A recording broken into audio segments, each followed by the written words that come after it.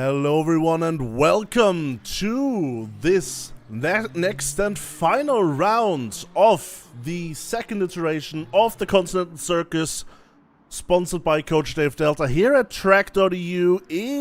As you can see, we are at beautiful Le Mans Circuit de la Sarthe. I mean, and this is the ultimate, final round, so one might even say that this round can be titled Le Mans Ultimate. I don't know who That's a good one. I don't know who would say that. Because yes, it sounds a bit wacky. Okay, I agree. That sounds a bit. But anyways, this is the final round. My name is Julian Strasser. I'm your commentator today, and together with me, you heard him laugh already, is the one and only Italian Jojo Sebastiano Rossi. How you doing, man? Pretty good, thank you, Julian. Thank you for being here. And I'm actually very excited to see what our drivers are going to do today at the big one. The big boy. The big boy. Le Mans. Yeah. The man. Exactly. And one thing I will have to mention immediately, because there is no other way other than doing that. Where is he? There he is. He's not out of the pits yet. Get out of the pits, man. I need to showcase your car again. We saw a Peugeot without the wing. I love the wingless Peugeot. That is generally such a fun car, I'm not going to lie. Absolutely. It is a fun car. And it's not the fun car. Like, those are basically cars with a VW Beetle body that's actually pretty fun to drive, but this is a different type of fun car. And then, I guess there are also the drag fun cars that, they go into the USA and do like 340 miles an hour in a quarter mile or something like that. This is a Peugeot with a wang, so that is not what we're looking for. However, it is going to give you a good idea of what we could be looking at later, TM. And not going to lie, I'm kind of surprised that we are seeing the Peugeot of any Peugeot just in the last round. Yeah, I mean, honestly, it is... Historically speaking, the Peugeot has not been the strongest car in the WEC field IRL, and we have also not had the biggest grids. We have been Toyota dominated this previous season. For today, we were able, though, to increase the grid size, so we have a few new drivers, one of which Albert George here, who is participating for the first time in a month, I think he said, today, in a professional, in a competitive environment, and is doing so in the winged Peugeot. And I believe, if I go further down on the grid, that's Akita Susagawa. That is a Toyota. Akita Susagawa Wow. I did not expect to see Akita Susagawa racing today. Well, we are not seeing Akita Susagawa yet. We might be seeing him soon. In any case, right now, still in the pits, maybe not even connected. We will see. But here we have the non-wing Peugeot. Oh yeah, brother! That is a wangless Peugeot there! I love saying it. It is genuinely such a great sight. And I have to I think I say, need to stop now. yeah, it is a very brave move to do something like that, because the wingless Peugeot, well, there is a reason why they redesigned pretty much the entire car and gave it a wing after the stint of this beauty here. So yeah, but still, in the practice session, Doe Tapper here came in second position. Not too bad. I mean, that shows that no wing means that, probably less drag, which means probably a good straight line speed. That is overall, not a no full choice here for one of the fastest racetracks in the world, like when it comes to average speed. But that was the original goal. Only having the underground downforce basically working on the rear of the car, because technically it is possible to have to produce enough downforce with the underbody of a car in order to make it work. It did work. It was a bit too slow for the rest, but that was mostly because they could not do any adjustments with the underbody of the car, as you might be able to with the rear wing, where you can adjust the angle of it. But with the underbody, it's not quite possible to do something like that.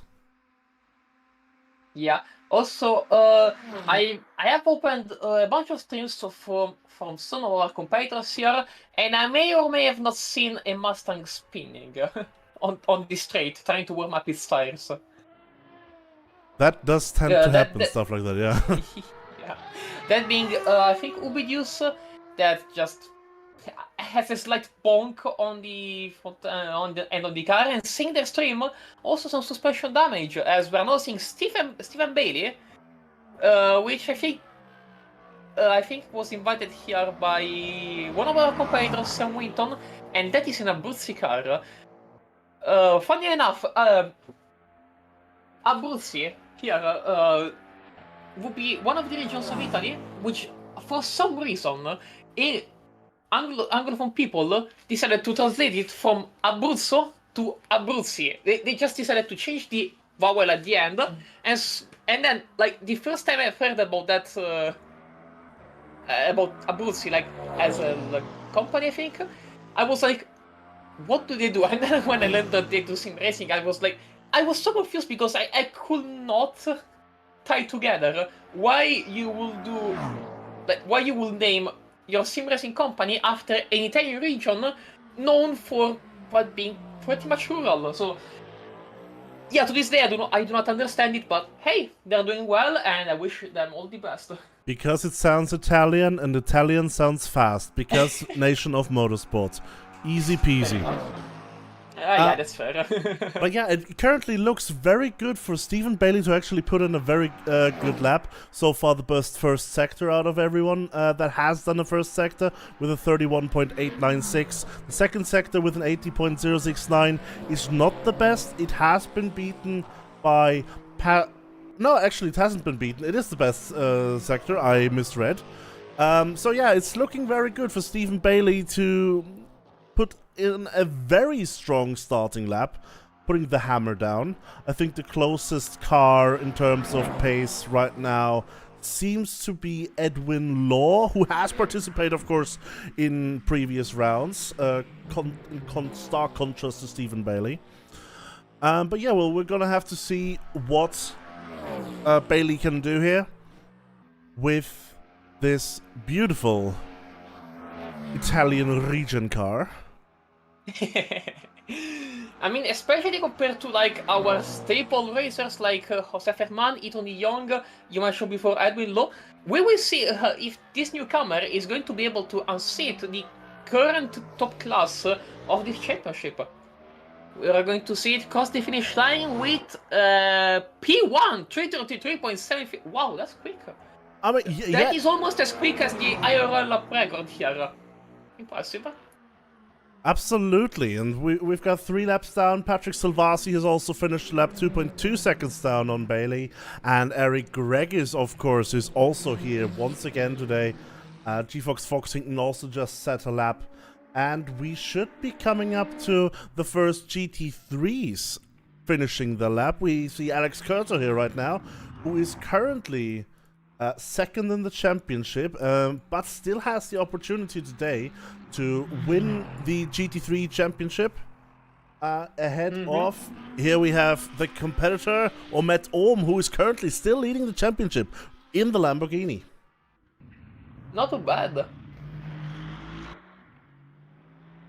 Not too bad at all. Omet Ohm and Alex Curto, these two guys... Yeah, Alex Curto. I was about to say, these two guys are people you need to keep your eye on. And yeah, Alex just confirmed that to me. Not too bad at all.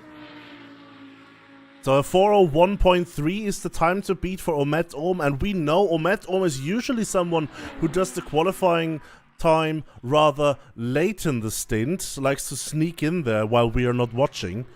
I don't think I have ever caught any fast lap by Omet Ohm in the here on the stream. So here we go. That is true. That is very much true. As we are also probably going to see. Well, right now Matom is not late, so maybe we will see these laps being earlier. As we are now going to see the Bully Boys Lamborghini complete the lap in. Pole position from Ometom, unseating Alex Curto. And these two are just blasting each other throughout all these races. And yet they don't really have the greatest of lucks during the races. As who's leading the GT3 Championship? Is that still Mr. Leto? It is Omet Ohm leading the GT3 Championship. Oh, okay, good to know. So yeah, all the best to her. As we're now seeing Stephen Bailey taking on Indianapolis, and that's that a was bit slide. wide. Yeah. Car got nervous. Maybe Patrick Salvasi has some better luck navigating through this section. Yeah, already in the Porsche curves. So a very fast section. You can see here how there must be so many G-forces acting on any driver going through here. Luckily in sim racing we don't quite have that risk, I would say, because G-forces are after all a risk to a person's health. That's why racers have to train as hard as they do. Yeah. But yeah, we'll have to see Patrick Salvasi coming around to finish and going P4 right now. Very close to the time to Ichon de Jong. And actually, this is also an interesting point. Ichon de Jong and Patrick Salvasi are still both fighting for the championship. Ichon de Jong is currently 13 points ahead of Patrick Salvasi. So that means if Patrick Salvasi were to win today while Ichon de Jong gets P5 or worse, Patrick Salvasi wins the championship in the hypercar class. Oh, that sounds pretty cool, all things considered, especially as Ichon de Jong. Well, to be fair, Ichon de Jong will need to really fumble this one, like really need to fumble hard. However, this is Le Mans. Anything can happen in Le Mans. Like, I think that Toyota, since they're driving Toyotas, I think they should be the first ones to know about it. As, you know, we all remember what happened in, what was it, 2016? That the engine decided to die at the last lap in the 24 hours race. Then we all know what happened once Ferrari arrived in the hypercar class. Everything did, like, it was in 2023 and 2024 that stuff didn't go well for Toyota and well enough for Ferrari to beat them. And then you know, this year I looked at the data from IRL race. Yeah, the thing with Ferrari was that they were just able to keep the pace. Just amazing tire management from the 499Ps. As we are now seeing Omet Ohm on the Lamborghini, and I'm actually not too sure how good the Lamborghini is on tire management. I've been told that it is technically the meta on sprint races, like the 20-minute sprint races that you will do normally on ranked on LMU. However, I have yet to see how good this car is. Oh, what a slide! That was a on long races. Yeah, a good save from Omet Ohm, but look at the time that Omet has gained in the first and second sector. That is 7/10 up. So depending on whether this was invalidated now, because of the twitch and going off track, we will have to see. Oh no! No, that was valid. That has put the hammer down. We're almost into the 3 minutes times already with the GT3s here. Alex Curto is currently looking to challenge that. However, just got done with the first sector, it seems.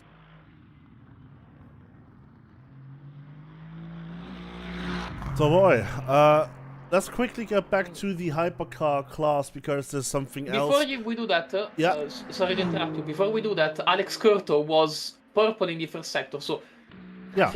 I think that once we are done with the hypercars, we also need to keep some tabs on him because I think that Alex is going to fly.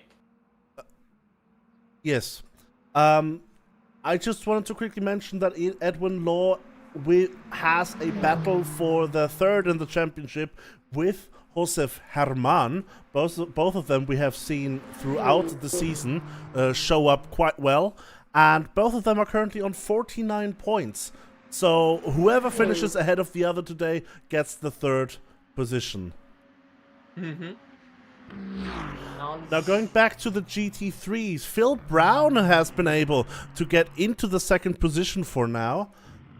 But Alex Curto is coming up to the end of the second sector right now. Has been purple, of course, in the first sector. As we can see, what happens in the second sector?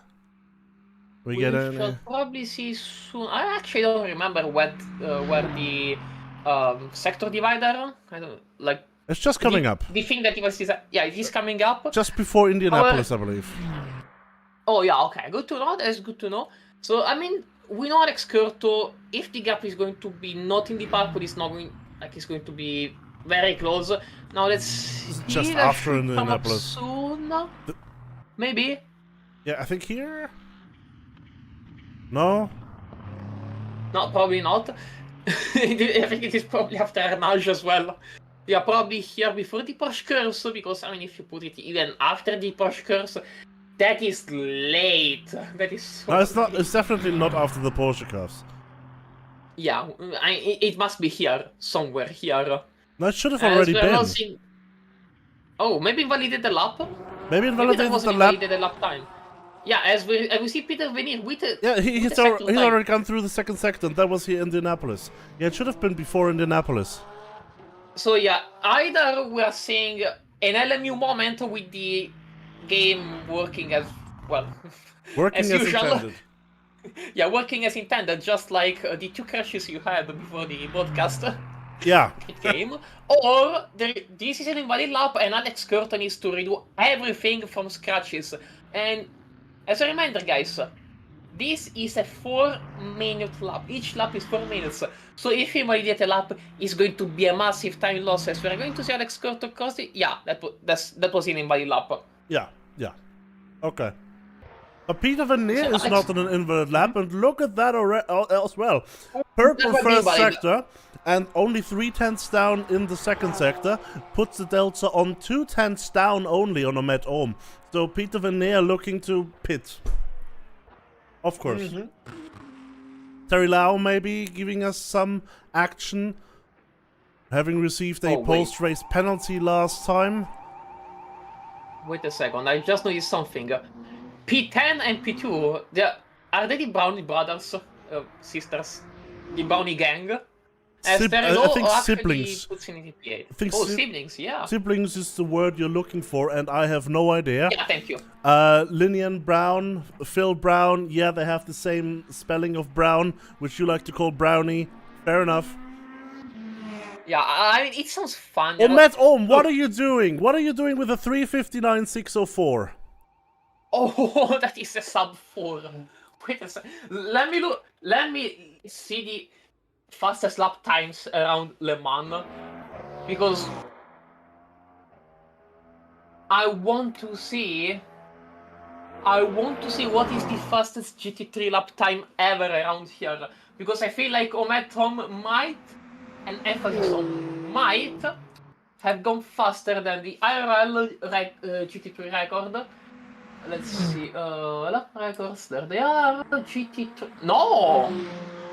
Actually, they are, I think, 5 seconds off from the IRL lap record, which is actually pretty interesting. They're actually going as fast as the Porsche Carrera Cup cars. Interesting. Which is pretty interesting. However, we need to remember that the GT3s in the WEC run on a unique BOP, which makes them actually a little bit slow. So that might be the cause why we have not really seen very quick lap times. here and there. However, while we've seen the hypercars being so close to the IRL fastest lap times, which is like that 323. Sebastiano, I'm sorry. Look at the middle sector. Oh! By our wingless Peugeot. By our wingless Peugeot. Oh yeah, wingless Peugeot already showing that wingless can win in the right circumstances, but man, okay, that is interesting. Really putting a challenge towards Stephen Bailey right now is, Ethan de Jong actually, who just finished the lap and put himself in pole. Ethan de Jong showing the newcomer that he's the king. Like, he is not going to get unseated by someone that just arrived. However, the Whitupper might actually reverse the situation and actually put another newcomer in pole position. Ooh, that was very good there on the Porsche curves. Now we're heading towards the four chicanes. We're going to see the first one. Easy in, and then immediately out and into the second one. You need to get a good exit here. Let's see the Whitupper exiting for the last four chicane for a P2. 2 tenths behind Ethan de Jong, however, ahead of Stephen Bailey, and was able to snatch P2 from the jaws of the Cadillac. Yeah, and it looks like Stephen Bailey is currently not improving enough to get a better lap in. Patrick Silvasi as well, not even on the best personal sectors at the moment. Daniel Negaitsev a bit further down is currently looking to improve quite heavily to best personal sectors. However, the third sector will also have to be very good in order to make up some good grounds to the rest of the grid up above, because of course Daniel Negaitsev is currently in P5 and will have to make up quite a few points to Joseph Herman and Edwin Law in order to have a chance on overtaking them in the standings right now. But if he can keep this pace right now, Daniel Negaitsev might be able to snatch that P4 from Patrick Silvasi. Yeah, that is true. As we're now also seeing Gert Odinson with the Valkyrie, I think that in this championship we've seen a lot of Swedish drivers driving the Valkyrie. I mean, they must like their Norse mythology, which I really appreciate from their part. However, Gert Odinson with a pretty good lap time, we're going to see that Valkyrie cross the finish line in P7. Ooh, that was not the greatest of last sectors. However, Gert Odinson was able to demonstrate that V12 can still do pretty well. And it definitely has a chance to get it further up the grid, looking at the times, especially in that middle sector there. Josef Herman as well is looking very good in that middle sector. Needs to show, however, that the third sector is also where he can shine. Yeah, I mean, after all, you need to put together a good lap, and good laps, and putting together a lap means all three sectors. Sector 1, Sector 2, and Sector 3. And if you don't do... Oh! What a... Oh! That was a shunt! That was a proper shunt. I don't think we've ever seen such a shunt here. Wow! No. Yeah, back to square one, I guess. Yeah. After having witnessed that, as one of our lovely chatters said, sim racing is almost like real racing, especially in VR, but without any of the risks. That would have been very painful to both the driver and the coffers. Oh, damn. Bluesky is spinning. I mean, 2 different corners as well. But also look at the for all the competitors. But look at the middle sector for Putzikaitis as well. Only one tenth down. I mean, yeah, there is so much time to be gained for a lot of these drivers right now. Stephen Bailey right now not looking to improve significantly on their lap. Christopher Skapas, newly joined for this round, I believe, also looks to gain a rather healthy improvement from currently being in P12. Another Valkyrie, by the way. Yeah, that is true. Well, I have to say, Christopoulos sounds Greek to me, like Viktoras Poutsiakaitis. So it seems like not only the Swedes like their Norse mythology, but also the Greek. I mean, to be fair, Nordic mythology is pretty cool, even if you're Greek. Like, the Greeks have their mythology, yeah, Greek mythology is cool, but Norse mythology is objectively cool. Absolutely. So Skapas improves in time, but does not improve in position. Just below that in position, we have Albert Judge, not looking like the best of middle sectors here. However, still working on improving. Yeah, I mean, that is going to be an overall improvement on his personal best. However, we will have to see where that will put him, especially as the middle sector. I think that is 1.9 behind the fastest lap time, which is, that is going to be a lot of ground to recover. However, Gert Odinson again with a very quick middle sector. Where is he going to place his Valkyrie again for the second time? That is P6. Oh boy, losing a lot in the last sector. However, look at first and second. Maybe it's the third sector that is giving a bit of trouble to the naturally aspirated V12, which also does not have a hybrid system, by the way. So maybe we have found the Achilles heel of the car here. Yeah, that might be the case, or maybe it is the setup. So there might be a lot of reasons as for why the Valkyrie is performing well in some sectors compared to others, but at the end of the day, we will probably know after the race, once our racers will share their thoughts in the race chats, as we saw at Willow at the exit of Arnage, getting very close and personal, and almost kissing the barrier right there, where he was able to put it out of the wall, which is overall very good for our driver here, for our Toyota driver.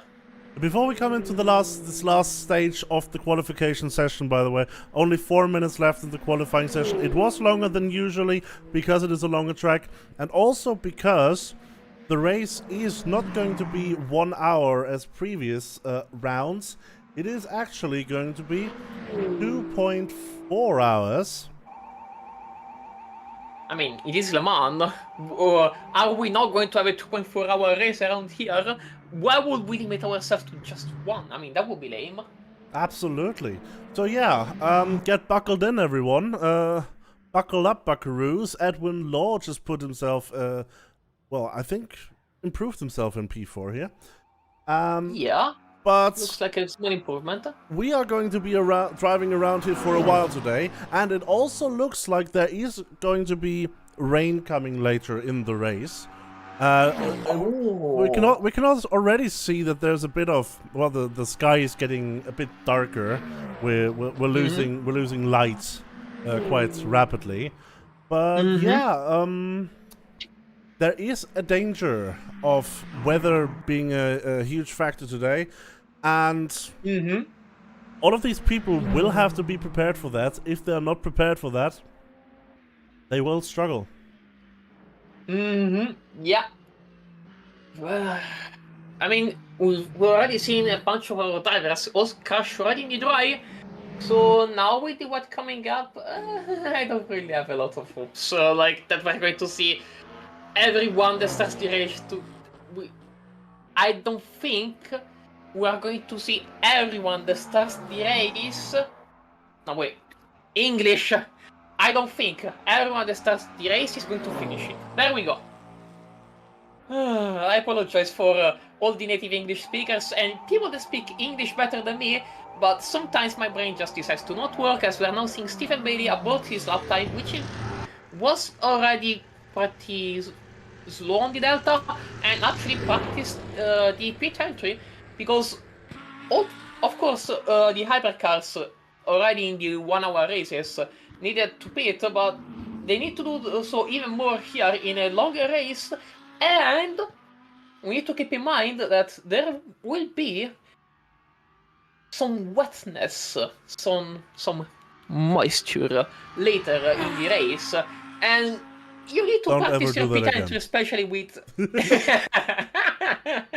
yeah, you need to practice your pit entry, especially with all of this rain coming up later. Absolutely. As we're watching Adriel Bonfin right now going back a bit to the GT3s, there are not many people still attempting laps at this stage. We have Adriel Bonfin currently being in the last sector here, looking like this might still be an improvement because the first and second sector are pretty similar to his previous times. It just needs to be an improvement in the third sector here. We'll have to see whether Adriel Bonfin can do that coming into the last chicane right now. Coming up to the... It's a... I think that's a slight improvement. No, it's maybe? unfortunately not an improvement. However, it was certainly a try at that. Sam Winton is looking to still do a lap here. We'll have to see whether he can improve as well in the last sector here once again. Resker Kioso just came through the first sector to potentially improve on another lap. And G-Fox Foxington is also still out trying to improve. Albert Gersh just went out this second. Oh no! Did Albert Gersh time it to perfection? He needs to come around across the start-finish line in 7 seconds or less. 6, 5, yeah! Wow! He timed it! Timed it! Absolutely timed to perfection there by Albert Gersh, our local Hungarian artiste, who starts this lap just a few seconds before the qualifying session ends. So of course he's now allowed to finish this lap as well. Yeah, the good things that these Le Mans Ultimate Racers have that us people in race room can't enjoy. If only. If only. Yeah, I would say that is something called a skill issue. Yeah, that is true. It also looks to be less of a skill issue for G-Fox Foxington right now. 2 green sectors, the first 2 sectors coming through Indianapolis right now. See, the third sector is so incredibly long. Yeah, it is a very, very, very, very, very long section for you. And I feel like that's, if I read that correctly, or if I remember that correctly, 80% of the lap is going to be full throttle here at Le Mans. So I think that we might see some fuel saving from some people here, because think about it, you need to stop every like 45 minutes with these hypercars, which means that you most of the times are going to run, I think, what? 3 stops or something like that? Maybe 3 in a splash and dash. However, if you fuel save efficiently enough, you could maybe try and do 2 pit stops. I'm not too sure if that is even something that works. I'm not too sure if that is something even possible, but I think that would be the idea. Yeah, absolutely. It's going to be, as a strategy is going to play a lot into the race today in both classes. So we'll just have to see, as well as who races the quickest, who has the best strategy. And yeah, in hypercars especially, since they have shorter stint timers, it is going to be interesting. Let's see, Resker Kioso does improve in time, but not in position. Keeps it in P11 behind Sam Winton right now. Albert Schersch is also looking to improve his time. And of course, he's going to be the last person. Actually, no, he's not going to be the last person coming around. Well, maybe. No, Gary Slater is just ahead right now in the GT3. However, yeah, but I think the hypercar is gonna, it's gonna catch up through the Porsche curves. And so we're going to see Albert George here through the Porsche curves. I'm actually improving, so hopefully there will be an improvement from our Hungarian, and hopefully Gary Slater is also going to do well, as I did not spot the lap times, the sector times he set before, as I was actually busy drinking some water. Fair point. Albert George is not finishing the lap. Oh, well, it was what a shock. Oof. Ooh. I mean, I think that practicing the pit entry was a good thing, as we saw Him going wide as Gary Slater is going to be the last one, finishing the qualifying in... Not an improvement. Not improving in time. Finishing in P13 then. So we are done with the qualifying session, which means... Which means we have the starting order finalized now for the race. Yay! So, for row 1 for Hypercars, we have Each and De Jong starting in pole position in front of Doe Tapper. And in row 2, we have Stephen Bailey in front of Edwin Law. So, 2 newcomers on P2 and 3 starting there. In row 3, we have Patrick Salvasi and Gerd Odinson starting right next to each other. The first Valkyrie on the grid. And with Daniel Negaitsev and Josef Herman in row 4. And in row 5, we have Viktoras Putikaitis and Sam Winton. The Valkyrie row. Exactly. Row 6 delivers as Reska Kyoso and Kristupas Skapas, the final of the Valkyries, I believe, that qualified for today. Row 7, we have Albert George and Dirty Kohai. Oh. And then we have Song KP in P15 in row 8 and Eric Gregis. Then we have Jules Flint in 17. Here we actually have the final participating Valkyrie next to G Fox Foxington. Adrian... Actually, here we have so many Valkyries. Adrian Dubrovka next to Perry. For the GT3s, we have Ometom in pole position, followed by Alex Curto. Following them is Phil Brown and Peter Venier with, I think, the first Porsche of the grid. Then we have Tommy Leto, our race 1 winner, followed by Adrian Bonfirm. Then we have row 14, Joshua Easy and Terry Lowe, the couple of BMWs. Row 15, Dominic Chaumont and Liam Brown. Oh, that's the first Lexus, nice. Row 16, Paul Niklas Pavlik and Jan Seppa. And we are in row 17, Gary Slater, the last of the qualifying finishers, and Ubitius. Then we have row 18, Jordan Branch, our local Scotsman, followed by Luna Liepo. And that is the entirety of the grid. That is the final position of the grid, exactly. Snuck in just barely before the end of the qualifying session there, Jordan Branch. And it looks like nice. Akito Asasakawa did not manage to make it for the rest of that. Ah, that's a shame. But the race is about to start, everyone. We are at Le Mans, Circuit de la Sarthe. The Hypercars and the LMGT3s are all lining up. We are still in the Porsche curves here, so there's not much time for them to warm their tires. Hopefully they're all prepared for a start that, well, I don't think any of them is going to forget very soon. We have almost 40 cars starting today. Look at this packed grid we have here. I mean, that is going to be a beautiful start. Yeah, beautiful start for our last race of the season, because after all, every Le Mans needs to have its ultimate, and this is our ultimate Le Mans. Absolutely. But ultimately, we will find out who will also win both of the championships, because those battles are also still open. But yeah, we have 2.4 hours now to find that out. Yeah. And that is going to be very fun, as they're going to head towards the last of the 4 chicanes, as we're now seeing all the grid lining up.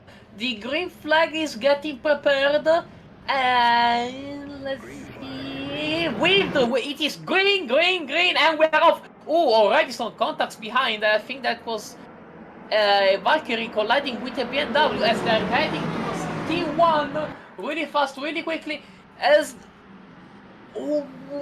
Stephen Bailey locks up on the east side, trying to overtake that. Oh, that is a big one right there in the middle of the pack. I don't know what quite happened, but Sam Winton was taken out because of that, yes.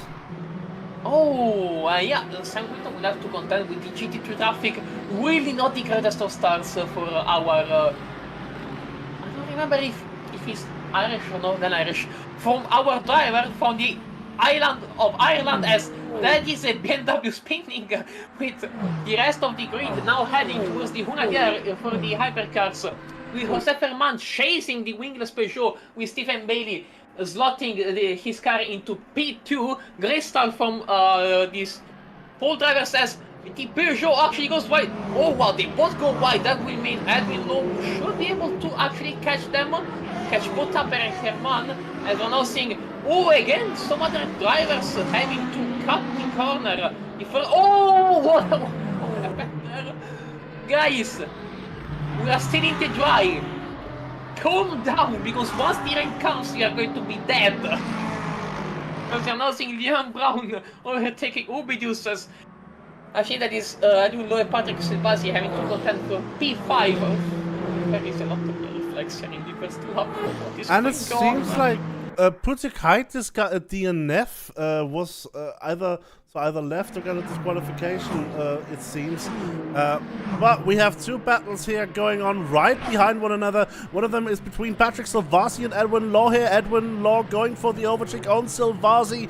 Oh, establishing the order, but it seems like a better exit here for Patrick Silvasi, who manages to also overtake Josef Herman. Almost a side-by-side. Josef Herman, of course, has been into the gravel pits. We just saw that there. So, who is going to get the move done? It looks like Josef Herman wants to go for the overtake before Indianapolis even. We'll have to see. He makes it ahead of Silvasi, and Josef Herman is back into P2. Further behind, we have Christopher Skapas defending from Rescue Kiosk, and someone went wide there. That was Daniel Nagaitsev. Oh no! Ooh. That was a rejoin. That was very close there. Right next to one another we have Angel Bonfer and Peter Veneer. Angel Bonfer looking to make the same move that we just saw, but also manages to make it stick quite easily. Is Peter Veneer, does he have anything for that? Not at the moment. Further behind we also have a few more battles very close between Ubi Diaz and Linian Brown. Oh, not the best line for Brown there, but it looks like at least there's some calming down between these people at the moment. So, as it's currently standing, we still have Yichen de Jong in the lead of the race after the first lap, followed by Stephen Bailey and Doit Tapper. Yeah, this P3 hypercar really played it safe, and with playing it safe, I mean, just didn't do anything. It was everyone behind, either crashing, spinning, or both. So we are going to see now the battle for P11 between Albert George and G-Fox Foxington, as they are heading on to the start, after the start-finish line, into P1, into the Dunlop chicane. Let's see now what these two drivers are going to do. Seems to be, yeah, they keep it calm. Albert George going relatively defensive.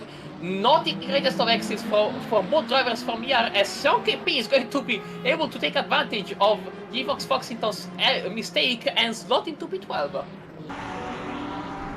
Absolutely. There's a bit of going wide we see in the background there, as Gary Slater is following Ubi Diaz, who is also following Linian Brown, and we have quite a few people in the pits right now.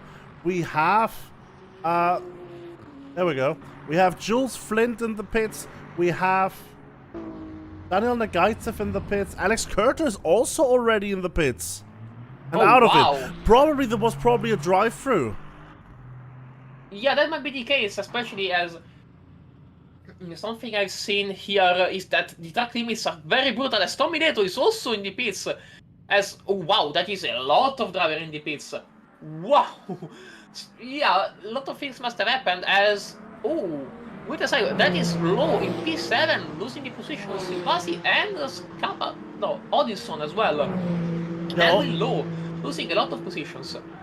Exactly. Edwin Law not looking the most healthy right now in terms of the positions he has lost from the start. There's still a pretty healthy distance here between Yichen de Jong and Stephen Bailey at the front of the grid. The two are still relatively close to one another, and still right behind that is the wingless Peugeot looking on. I mean, 2.2 seconds behind now, but still has these two cars in front to watch out for. So the battle between these two is still looming. Yeah, also one thing I want to point out, Ethan Young made a mistake at the end of the Hunadier, going a little bit wide and missing apexes. I understand you, brother. I do that all the time myself, as that allows Stephen Bailey to actually catch up with, like, a little bit. I think some tenths were caught up then, as, yeah, right now Stephen Bailey is right on the Young's tail, half a second behind. Exactly, but that's not the only battle we have on track right now. It's a bit further right now, but we have Phil Brown and Omet within 1 second of one another, so both classes actually are in a battle between the top two. Stephen Bailey now, while we were not looking, has lost a bit of time to Ichun de Jong here in the third sector. But it looks like Edwin Law is catching up to Gerd Odinson. Oh, but also there's this battle here between Song KP and Alex Perry. Oh yeah, Song KP, I think losing some positions. Yeah, losing another position, yes, to Sam Winton. Yeah, Song KP, I think going a little bit slow. There must have been something happening. I mean, the thing is, through the Porsche curves, you really have one line that is optimal. Yeah. So getting unsettled there once through being overtaken hampers you for the rest of the Porsche curves. But what did we just... That was Albert George! Oh, that was Albert George! Out of nowhere! That wing... Wait, what is the opposite of wingless? Winged. Wing having Peugeot came out of nowhere! That was completely unexpected. No, he did go off track here in the last chicane and then rejoined almost into Dirty Kohai here, who's right up ahead of this. But yeah, very, very close call here. Luckily, no one got hurt at the rejoin. Edwin Law, in the meantime, is still following Gerd Odinson. And in the GT3 class, we have Ubi Diaz right behind Paul Niklas Pavlik right now. And you want to know the fun thing about this battle? They are both streaming their POVs, and one is ahead of the other. Absolutely. They're also teammates in our GT3 competitions in ACC, as that is, I think, G-Fox in the pits. That was G-Fox in the pits, you're correct. Oh, and it seems like the battle here is intensifying between Dirty Kohai and Albert George. Both of them went a bit askew here through the chicane, and it seems like Dirty Kohai is giving back the position. Maybe had a little bit of a touch there. As back at the front, possible. Stephen Bailey has caught up back up to Ichun de Jong. Yeah, these two guys are. I'm expecting those two guys to fight on. However, if I were Stephen Bailey, I wouldn't try and fight immediately, as that is a wingless Peugeot right behind them. That looks kinda scary. If I were in Stephen Bailey, I would try and sit behind the Toyota ahead, maybe save a little bit of fuel, maybe create a low pressure zone behind the Toyota to actually push it without doing bomb drafting. It will be interesting to see what Stephen Bailey's strategy will be here for this situation, as yeah, that might be a three-way battle for P1. But if you're waiting and saving in P2 right now, and you've got that Peugeot on your rear, are you not just gonna get attacked? Yeah, that is true. That is 100% true. So this would be a lot of strategy involved. Well, I just saw some interesting strategy by Doe Tapper here, who went out of the slipstream of Stephen Bailey, out of the dirty air, into the Porsche curves. Why might someone do that? Maybe they want to see the references for the corner. There could be potentially a lot of reasons, but I mean, it doesn't look like that. Whatever the reason that was, doesn't look like the wingless Peugeot lost a lot of time. As we're now heading towards another lap, those have been 3 laps completed if I recall correctly. Yeah, we're now in the 4th lap. Just started the 4th lap. And in GT3s as well, we have the battle for the P3 position here between Adriel Bonfin and Peter Veneer. After, of course, Alex Curto had to get into the pits already. Is now catching Paul Niklas Pavlik, who is in P9. And right up ahead of that is Ubi Diaz. Yeah, I've seen their POV, and that Aston Martin is kinda scary, not going to lie. I would hate having Alex Curto chasing me off. That would be scary. Yeah, there we go. Alex Curto is doing his Alex things. As Stephen Bailey is getting caught up by Dotapper. So yeah, lots of battles by a lot of fast drivers here happening on track. I really like yeah, there we go. Alex Curto was able to get in position. Niklas Pavlik was sent wide at the exit of Indianapolis. Yeah, I'm looking at the replay from their POV. There was some contact involved in the overtake, but just a little bit of rubbing. Alex Curto left a lot of space for the overtake, and there we go. Back to the battle for P1 overall. Stephen Bailey is still right there behind Ethan de Jong, and so is Tapper. I feel like these drivers are trying to settle in a rhythm. I feel like they might want to try and save a little bit of fuel, not race too hard. Because again, I think you might be able to go for a 2-stop if you play your cards right, but it's going to be very difficult. As they're now heading towards... I forgot the corner names. But yeah. They've just finished Nadir and they're now heading towards this other very fast section of the track whose name I forgot. Wait a second, Stephen Bailey gunning for P1. I think Ethan de Jong kinda let him by, however, lost a lot of time by letting him by. Maybe Ethan de Jong wanted to just sit in this slipstream, not lose a lot of time, but maybe that was not the greatest of moves, as now he will be dealing with a lot of aggressiveness from that wingless Peugeot, especially as now the gap is 7 tenths. Yeah, the gap is 7 tenths. That is a pretty big gap. Yeah, look at the Peugeot always going out of the slipstream there. But also they will be catching up to the first back markers now. The first GT3s is right ahead of Stephen Bailey, actually. So that is also now playing into this battle. Oh yeah, very different line has to be taken there by Ethan de Jong in order to avoid the GT3 car there. Handsomely done, however, this is now the first crucial part, the first crucial challenge for all of these drivers, navigating the pitfalls of multi-class traffic. And it just depends on who does it better, who gets into, well, who is more lucky, who is more lucky to get into the right situation at the right time and does not have to do any crazy maneuvering. Yeah, that was a little bit of a slide by Stephen Bailey.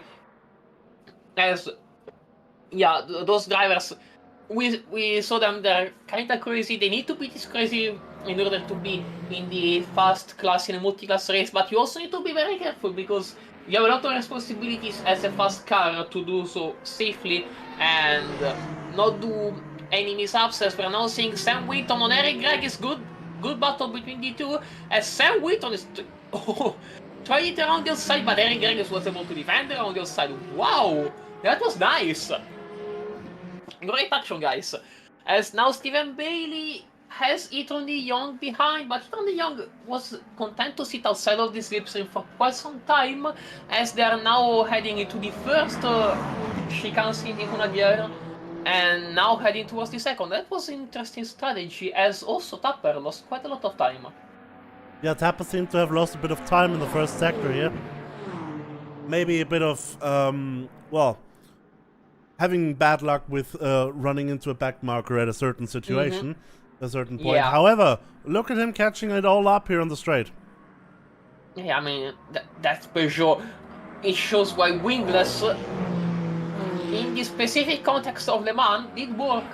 So, Yeah, he can. I think he can also just try and save a little bit of fuel there, as Sam Winton was able to get the position on Eric Gregis. Or that Ferrari can still strike back here. He sits in this slipstream. Does not seem like he's trying to go for an overtake. Maybe he's trying to sit in the slipstream and save a little bit of fuel, as that is a lockup from the Valkyrie, I think. Yeah, certainly did look like it. In the meantime, we have Reska Kyoso in the Toyota catching up Christopher Skappas in the Valkyrie. This is battle for P8 currently in the hypercars. Just a reminder, we are not even half an hour into the race at the moment. And we still have 2 hours and 8 minutes left to go. But these people are still battling like it is going to be the last lap, basically.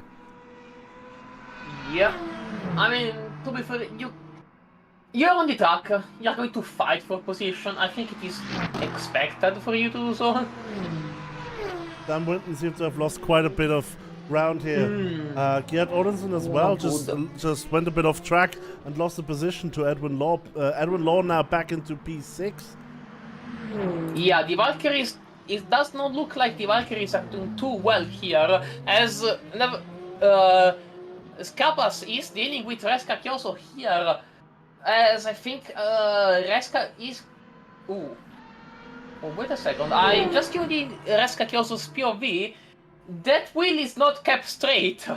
Reska Kyoso must have some sort of suspension damage here. As... Oh. Ooh. That is nasty. That is nasty for Reska Kyoso. I would hate to be in his shoes right now. But looks like that despite the damage, he is able to retain the position here in the Porsche curves. Yeah, nicely done by Reska Kyoso, handling a car that has been damaged. There's definitely not something that anyone can do very easily. And it's probably not going to be easy for Reska Kyoso as well, but it seems like so far he's managing. Which is all that you can hope for until you have your first pit stop anyways. Nice, nice. Yeah, the pit stops.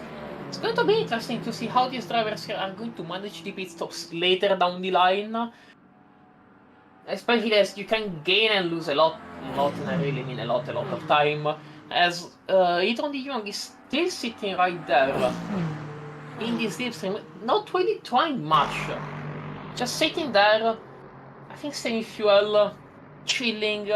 And also, if you do that, like, you're not battling with a car ahead, you can also save mental energies, which are going to be very important in a long race, which is going to be 2.4 hours long. So Ethan de Jong, all he needs to do is just remember to lift off the throttle, rather than, oh my god, I have a car right next to me, I need to turn overtake here, I need to think about the exit. You're going to save mental energies. That is a very good thing that Ethan de Jong is doing. So, pretty good from our Toyota driver. Yeah, exactly. But then again, maybe the Toyota also needs it a bit more than right up ahead. What is that up ahead? The Caddy. Ah, yeah. Maybe just needs it a bit more, and we will see at the end of the race. After all, as we said, there's going to be a bit of strategy playing into this race. Of course, 2.5 hours almost of racing. There are going to be pit stops. But it looks like so far we have 3 different manufacturers here challenging for the victory at the moment. Oh, as we see a Toyota in the background going a bit off. That was Josef Herman going a bit wide here. Seems like he has a bit of trouble right now today. Ethan de Jong, however, in the Toyota, currently top of the Toyotas. Stephen Bailey, the only caddy in the grid, I believe. Or maybe we've got 2. Yeah. And that's the best caddy in the grid. However, very bad spot to find the lap car, as Ethan de Jong was just able to catch up so much, and also bad spot for Ethan de Jong to catch the Mustang of Rubius, as he wasn't able to clear it in time before, well, was it an Rouge? I forgot. Anyways, this has helped Doe Tapper catch back up to Ethan de Jong. Yeah, and also Stephen Bailey, the gap between de Jong and Stephen Bailey. Oh no, he lost everything. Bad spot to find another lap car. Wow, I mean, traffic is really making this race way more intense than we originally thought. As I think that's Jan Brown right ahead that our drivers in hypercars will have to contend with, as that is Alex Kurt, I think. Like they are finding these cars right here in a good spot, as I think they're very glad to be able to get some respite from the situation before, Yeah. which was. And I think they're gonna have a bit more time before they catch up to Terry Lau, who's going to be the next GT3. Maybe they're gonna catch him up on the first straight. I believe that's going to be the case. They're not gonna catch up in the first sector yet. We don't see Terry Lau yet, so I think it's gonna be pretty simple. As Jordan Brunch is now in the pits for the first his first pit stop of the day. That is early. Ooh, so it's going a bit onto the grass here. That did not help his aspirations, especially coming onto these straights here, where he's usually so strong, where the Peugeot also needs to make up the time. Staying in the slipstream of the BMW as long as possible, but Etienne de Jong as well is catching up right now. Is he going for a move, or is he just psyching Bailey out? They're side by side. No, going for a move, Yeah. Etienne de Jong is going for a move as Stephen Bailey concedes the position basically, and let's Etienne de Jong ahead. So, yeah, these two are fighting again, and I don't think Stephen Bailey might try and retake the position here on the straight. Yeah, there we go. However, Etienne de Jong sits on the left side of the track, which means he's going to be defensive. But also he's moving to the outside. Stephen Bailey's moving to the outside for the first corner right now. Is he up ahead enough? Yes, he is. Yeah. Also, that Mr. Tapper was able to catch up despite the mistake that happened before. So I think that our Peugeot driver is very thankful for these guys to actually battle, as that means he will be able to retain the slipstream.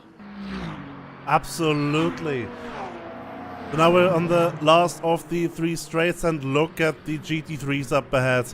Yeah, this might be a bit problematic here into this corner. Not quite yet, but now they also still have, again, now we're on the part of the circuit where the Mercedes went flying back in the days.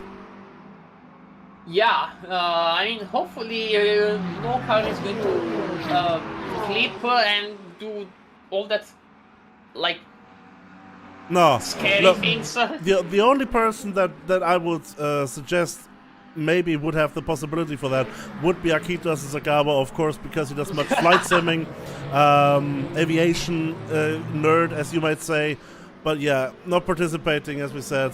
So Etienne de Jong and still has to be defensive a bit of Doe Tapper at the moment. As he actually lost a little bit of time going to Indianapolis, losing a little bit on exit. No, it's not like a massive loss, but it is going to be something that you need to be careful of, especially as you might completely burn the tires.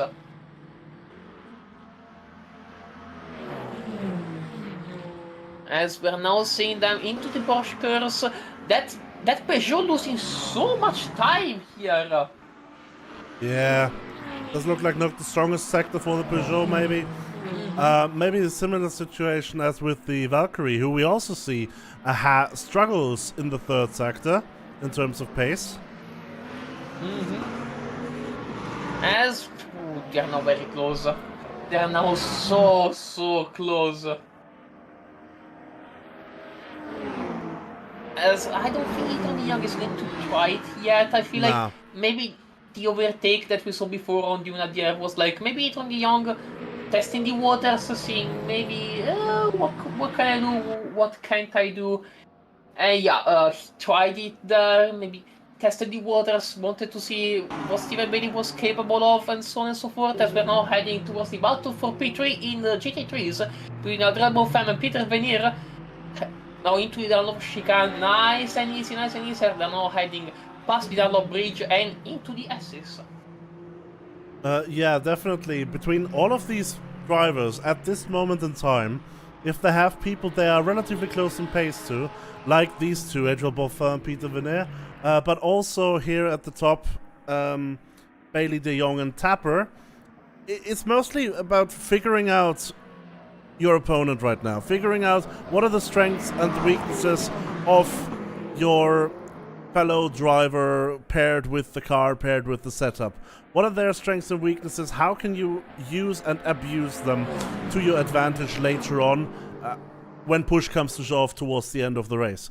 So basically at the moment they're just going to be information gathering, and that might also be a reason why Ichon de Jong is just sitting in the slipstream here off Bailey, just trying to gather information on where are the strengths of that caddy, where are the weaknesses, and where could he, if all else fails, do an emergency last lap move. Yeah, exactly. As all things considered, I feel like the Hunager and the flatout section after the Hunager probably your best choices. As what we have, the section after Indianapolis and Arnage, I think. You have a very little slither of road before the Porsche curves, and after the Porsche curves, you don't really have an occasion. Like, yes, you could maybe try the Porsche chicane, but it's not going to be easy. Like, you can get close, but sending it is going to be not the easiest thing in the world, as Ichon de Jong is trying maybe to see what he can do here, backed out of it, and just decides to sit it out, nice and easy, nothing to rush, as we are now heading towards the section I was talking about before. You gotta be careful here. Absolutely. Here it's really difficult to make any moves, and we're probably not going to see any moves coming here. The only exception to that I might see is if there is some multi-class shenanigans going on. As we saw earlier, it could very well be that as a hypercar driver you catch a GT3 driver here, and then it's just difficult to overtake. It is difficult, but it is possible, but it will slow you down if it's the wrong timing. Yes. You really need to be careful where you catch these lapped cars. As you see here, Porsche curves and then the Porsche chicane. That is not going to be easy at all for you. You really need to be careful about this. Absolutely. As they are more careful, it seems like Alex Curto is catching up to Terry Lau. Alex Curto, of course, did have to go into the pits after the first lap, was leading the race of the GT3s, but did have a drive-through penalty after the first lap. So is now catching up to Terry Lau, which would put him up into the P5 positions once again, as we see on the left of the screen. Terry Lau currently in 5th position for the GT3s, as both of them are really getting caught up by all of the different hypercars right now. And with that Valkyrie, you can already see how difficult it is to go for a move right here at this moment in time. You have to be decisive, you have to keep the momentum up the entire time in order to do anything of that matter, as we go back to Ichon de Jong, who is getting very close, maybe going back again for a move on Stephen Bailey right here. Ooh, yeah. Ooh, there was some bit of a lockup, I think. I think some contact. No contact. They were able to keep it clean, or if there was some contact, it was very minor. As they are now heading towards the rest of the Unadiar with Stephen Bailey retrying the overtake. I feel like the time of games, fuel saving, and testing the waters is over. These guys are really duking it out for the time being. They are not saving fuel, they are not really doing anything, as Ichon de Jong concedes the position and goes back to sitting the slipstream. Well, they don't really have to save fuel at this moment in time, because if we think about it logically, 45 minutes, that means you're going to have, for a stint, that means you're going to have in 2.5 hours, well, you're not going to have a nice number that goes into that. So it's not like you're going to have to extend the last stint for as much as you can in order to get any chance of finishing the race. You will have a last stint where you can basically decide how much you want to refuel.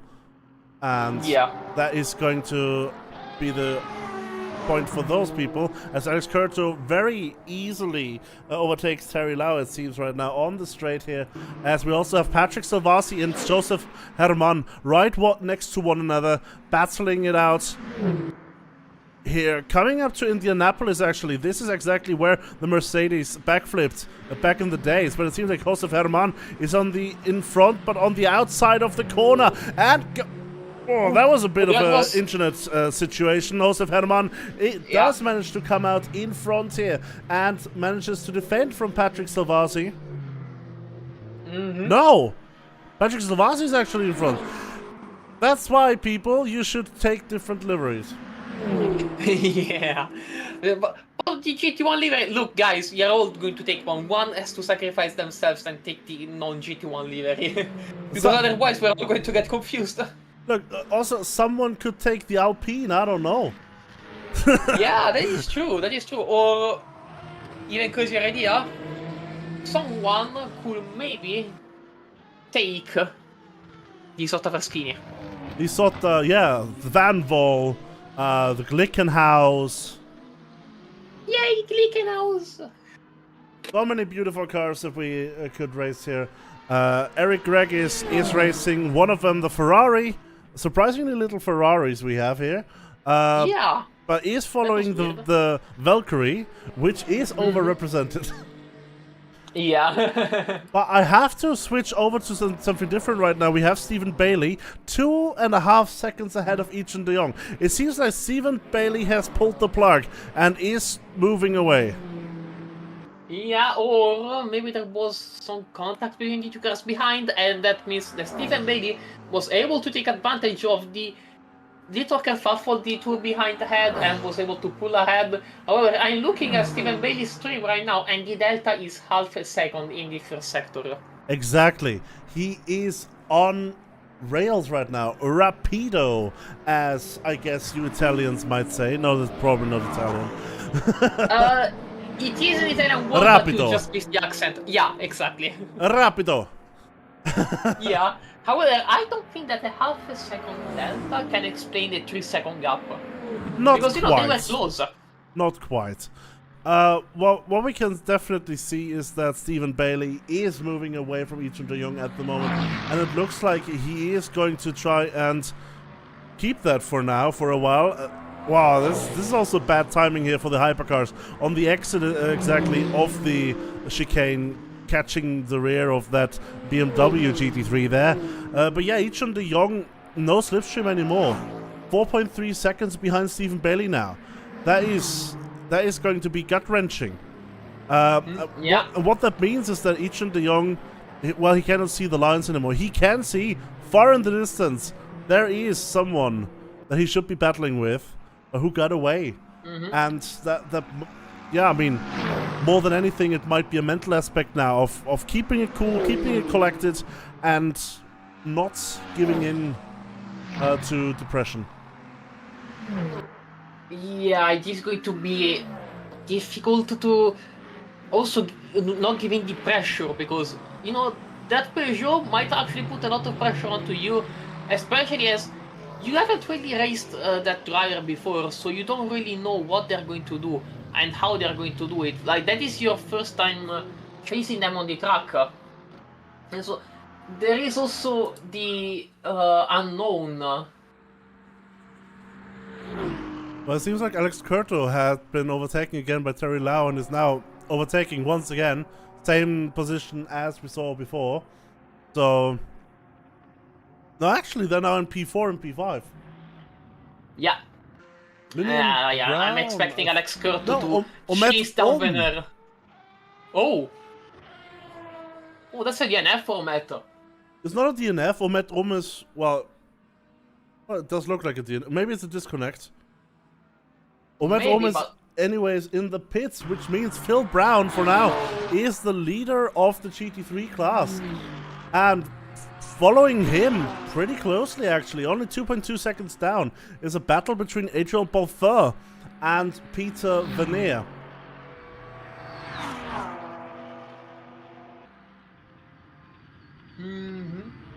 As I was expecting Alex Curto to try and chase them down.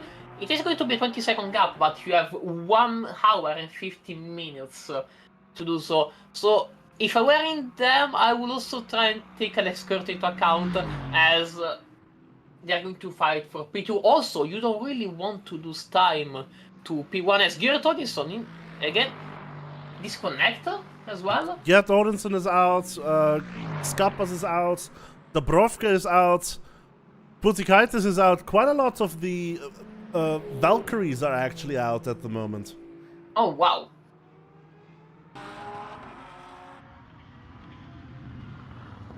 Oh, wow, that is a lot of Valkyries.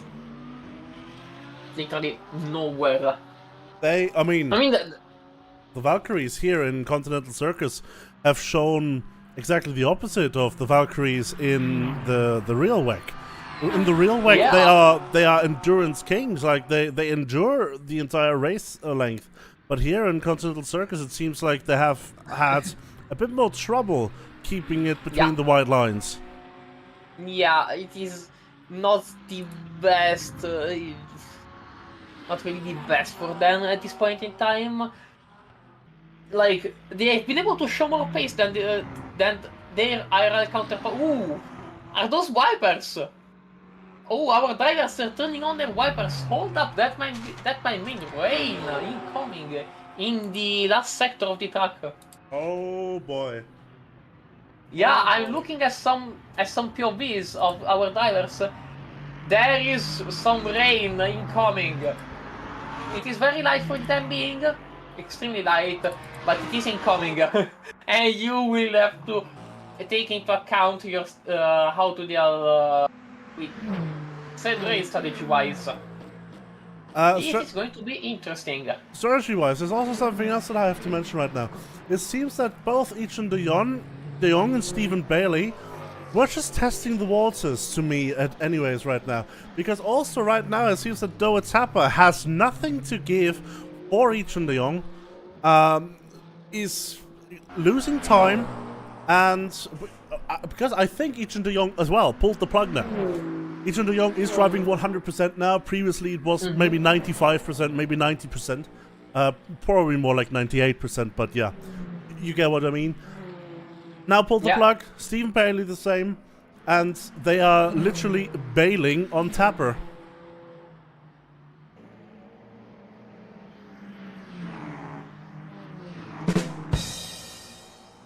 You really had to do it.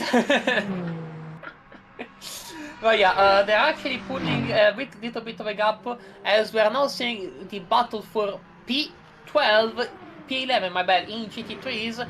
The Jan Sepp and Dominic Chaumont with Eric Gregg is coming up really hot and really quickly. What will happen? Is that Ferrari hypercar going to throw a wrench into their plan? No, he's patient, sitting right behind them and waiting for this stretch of straight in order to overtake them. So good showing from our hypercar drivers, as I think that was right behind them in the background. I think that was Dirty High going wide at the exit of Arnage, I think, as these two cars are now going to head very close to each other into the Porsche curves. I mean, yeah, Eric Gregg is at the moment. What? Ooh, was that Jan Seppa? Jan Seppa going wide! Yeah. Oh, Jan Seppa! Oh no! Oh, that is going to be damage. That is 100% going to be damage or a lot of dirty tires. Oh. And also, we'll have to say right now, Tommy Leto is struggling right now. Yeah, it might be because of the rain. People are pitting. Yeah. People are pitting. Yeah. We have Paul People are Nicholas. diving into the pits. There We we have go. Gary Slater in the pits. We have Jordan Brunch right now in the pits. We have Sam Winton, Eric Greggis, Reska Kioso. Look, they don't have any stress because, well, especially Eric Greggis did not have any stress while lapping these GT3s because otherwise he might have crashed out with the track becoming wetter. Albert Jersch in the pits. Song KP in the pits. Yeah, everyone is pitting right now. Wow. So, I now wonder, let's look at Stephen Bailey and the top 3 in the hypercar. They are quite far from the pits. They are at the end of the Hunadier. These drivers are going to have to deal with half a lap on slick tires on a wet surface. I mean, I would hate being in their shoes. there are also drivers like Dirty Kohai who chose, or Edwin Law, who chose to stay out. They were not too far ahead. They just chose to stay out because they probably don't think it's too wet yet for them. I mean, we'll have to see. Stephen Bailey, middle sector, is amazing right now. If we're looking at that look at the middle sector for Stephen Bailey. The first sector is a bit slower because it's more technical. I get that, but it might have been a bit too early to pit for the wets already. I mean, yeah, maybe. However, I can tell you, Stephen Bailey will have to pit, as I'm looking at the driver's stream, as the virtual energy tank right now is for 0.3 laps. perfectly timed, I would say. Absolutely Yeah. perfectly timed. And might Very even perfectly be timed. it might even be able to well, even get the wets in the same situation here. Probably, that could very much be a possibility. However, we will see if that is going to actually, if the pit stop is going to be served before the virtual energy tank is going to come out, as that was a bit of a clunky overtake on Liam Brownie, as they're now heading into the pits on 0.4 liters of fuel, as now they're pitting. Quite a lot of people in That the pits. should be We have enough. the top of the GT3s. We have Each and de Jong also in the pit. Dow Tapper also in the pits. Very close to one another once again. Patrick Salvasi also in the pits. I think everyone is going for the pits now. Josef Herman. Ooh. That was a bit sketchy here. The curbs gotta be a bit more wet. Yeah, like it is rain, and curbs in the rain are going to be nasty. As I seen some hypercar drivers struggling with the pits, with the GT3 traffic in the pits, because you know, these GT3 drivers are in the pits, are pitting, are serving their pit stops. However, that means that they might be in their pits, in their pit slot, and now we saw Dow Tapper having to account for Alex Curto in the pit and actually going a little bit forward in order to not collect the GT3. Or I also saw Stephen Bailey having to deal with the GT3 finishing his pit stop and then exiting right in front of him. So, Oh, Tapper. yeah, those pit stops. Oh yeah, overtake on strategy by Dow Tapper on Ethan de Jong. That is interesting. That marks, I think, the first time today that Doa Tapper in the wingless Peugeot is in second position on the racetrack. No, didn't they start in P2? No, I think Ethan de Jong started in P1 and Stephen Bailey in P2. Oh, Stephen Bailey was P3. Yeah, it was Ethan de Jong P1, Tapper P2, and Bailey P3. As we are now seeing a complete reverse of the qualifying podium, which is interesting. Very, very interesting. Oh yeah, it seems the last of the hypercars are also pitting now. Dirty Kowai, Edwin Law, also still in the pit, also now in the pits, getting their mandatory pit stops done. But yeah, did Stephen Bailey? Yeah, he did switch to the wet side. Yeah, I think I can see the blue strip on the side of the tires.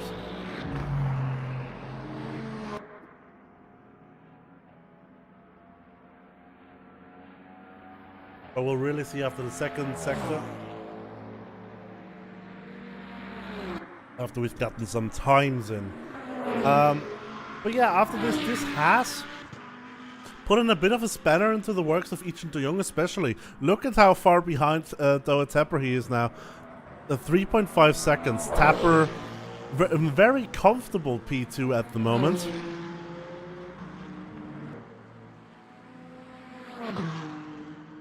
As we also have a bit of a close battle here in the back. We have actually Dong KP, I believe, there, going into the pits only now. Managed to extend the stint a lap further than everyone else. Oh boy, yes, Alex Perry there. Turned around on the start of the start-finish straight. That's a horrible situation to be in.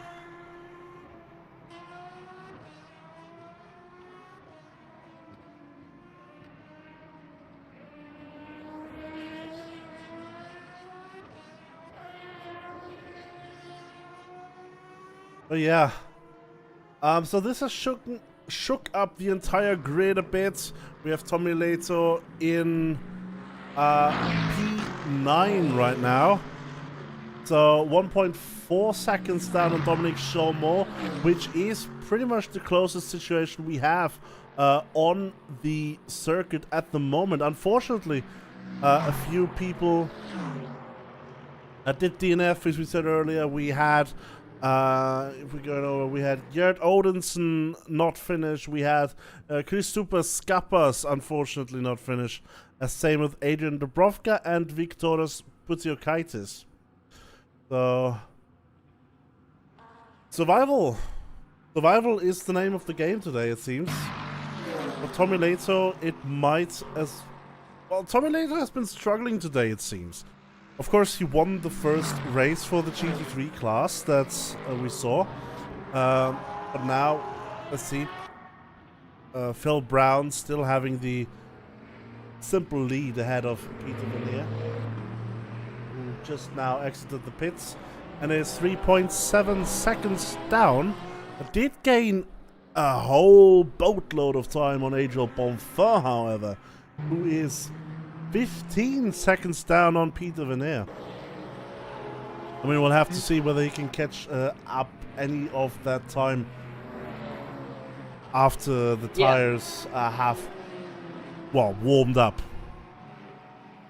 Yeah, we will see if that is going to happen. However, that is still a pretty big gap here, as Ometon is now back and serving the pit stop.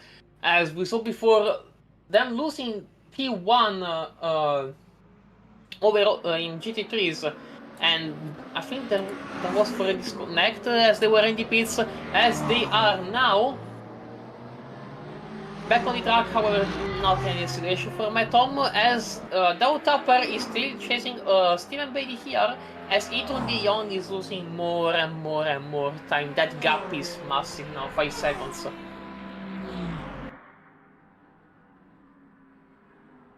Yeah, there is a bit of has been a bit of a separation of the grid so far, and now with the track seemingly getting a bit wet, so the Tapper going a bit wide there on the exit of this third chicane. Second chicane. Second chicane. Yeah, second chicane. There are 3 straights. There are only 2 chicanes. What am I talking about? Anyways, Tommy Lato now in the pits, as well as Dominic Chaumont.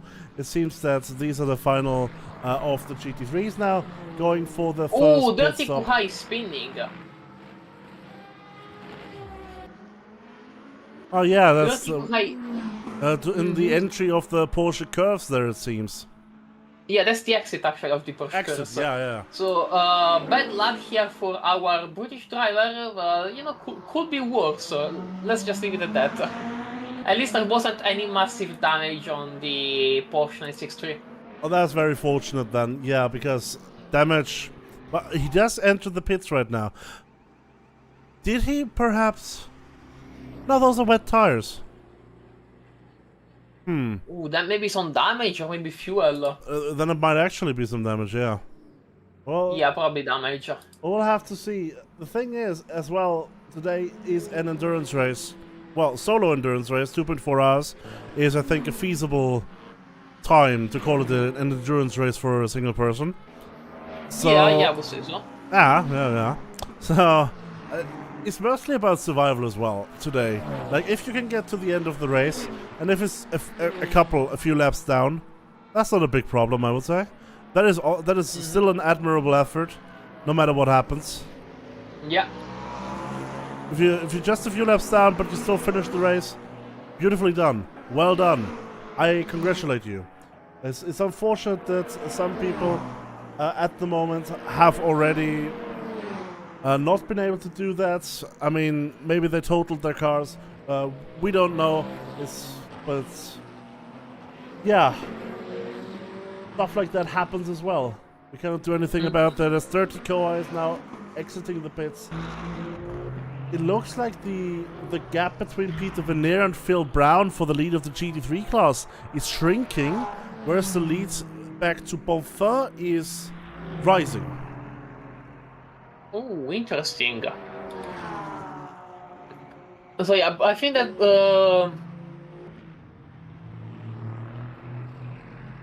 actually, one thing I've noticed, Alex Curto in P4, I think that he gained 5 seconds on Monfort since the last time we checked the uh, the gap between them. So that is actually pretty interesting to see, as yeah, the gap on Liam Brownie also increased. So I think that Alex Curto slow and steadily is trying to get back in and take all the time lost in the first lap, which, good effort from our Aston Martin driver. I really like when drivers do that, like never giving up. However, that is going to be a lot of damage control. Also, a bit of a question to you, Julian, since you have the standings and remember by memory how many points we gave our drivers. With Alex Curto and Romet Tom being in these positions, what is going to be the outcome for the championship in GT3? Okay, so there's a 14-point difference between Alex Curto and Omet Ohm. Omet Ohm is 14 points ahead of Alex Curto. Looking at it right now, if Omet Ohm, honestly, if Omet Ohm were to finish in P14, as it's currently looking, this would give a whole different problem to our scoring calculation, because this would make today Omet Ohm's drop round. Oh, that is true. Yeah, we do have one drop round in this championship, and Omet Ohm's previous drop round was race 1, which was a P7 finish. Mm-hmm. So a DNF today, well, any position worse than P7 today would make today the drop round for Omet Ohm. Mm-hmm. That would mean she would get the points for P7, which is 9 points, which would put her on 80 points, which means Alex Curto would have to win the race in order to win the championship. Oh, so Alex Curto will probably need to really fight for this win, but yeah, going wide like that I don't think is going to help. So that is going to be very difficult for Alex Curto, as I think that Omet Ohm kinda has it in the bag unless something catastrophic happens. I mean, yeah, who knows what's gonna happen? Who knows how the weather will develop? It currently doesn't look like it's heavy rain. It looked like there's some wet spots forming, but it's manageable still. Who knows who will deal better with a yet heavier terrain? At the moment, it does look like both Peter Vernier and Phil Brown are really much better than Alex Curto when it comes to the pace.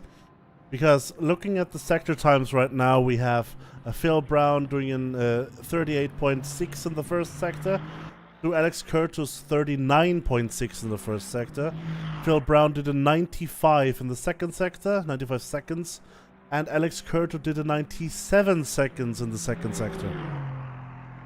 So it does not look like Alex Curto is catching the top two of Phil Brown and Peter Vernier. He is catching Adriel Bonfort in P3, but Adriel Bonfort is also losing quite a lot to Peter Vernier and Phil Brown right now. So all things considered, yeah, as I said before, Alex Curto needs a miracle to actually get that P1, and it doesn't look like that miracle is happening yet. Not at the moment, no. I would like to remind everyone that anything can still happen. There is still 1 hour and 30 minutes of racing, as yeah, that means anything really and everything can always and probably will happen. Because as a reminder, we saw drivers spin even during dry conditions, during qualifying. Now we have rain on, anything could potentially happen, and also Multiclass could throw a wrench into any gap that anyone can build, because multi-class collision can happen. Maybe some bad getting lapped or lapping in bad spots means that some drivers will get on or offline, so anything can always happen. As now we have the current standings in GT3. Phil Brown in P1, followed by Peter Venner in P2, then Adrian Bonfim P3, Alex Curto, Liam Brownie, Terry Lowe, Jan Seppa, Ubidius, Paul Nicholas Pavlik, Gary Slater with the top 10. Then we have Dominic Chaumont, Tommy Leto, Jordan Branch, or Matt Om finishing the grid with Josh Easy, Luna Liopro, and Rigor Mortis being DNF. Yeah, exactly. So yeah. There's a bunch of, as we also see, Sam Winton currently pitting. So we'll probably also still lose the position here to Edwin Law, who's coming across right now. But yeah, as well for the hypercars right now, we have Stephen Bailey in the lead.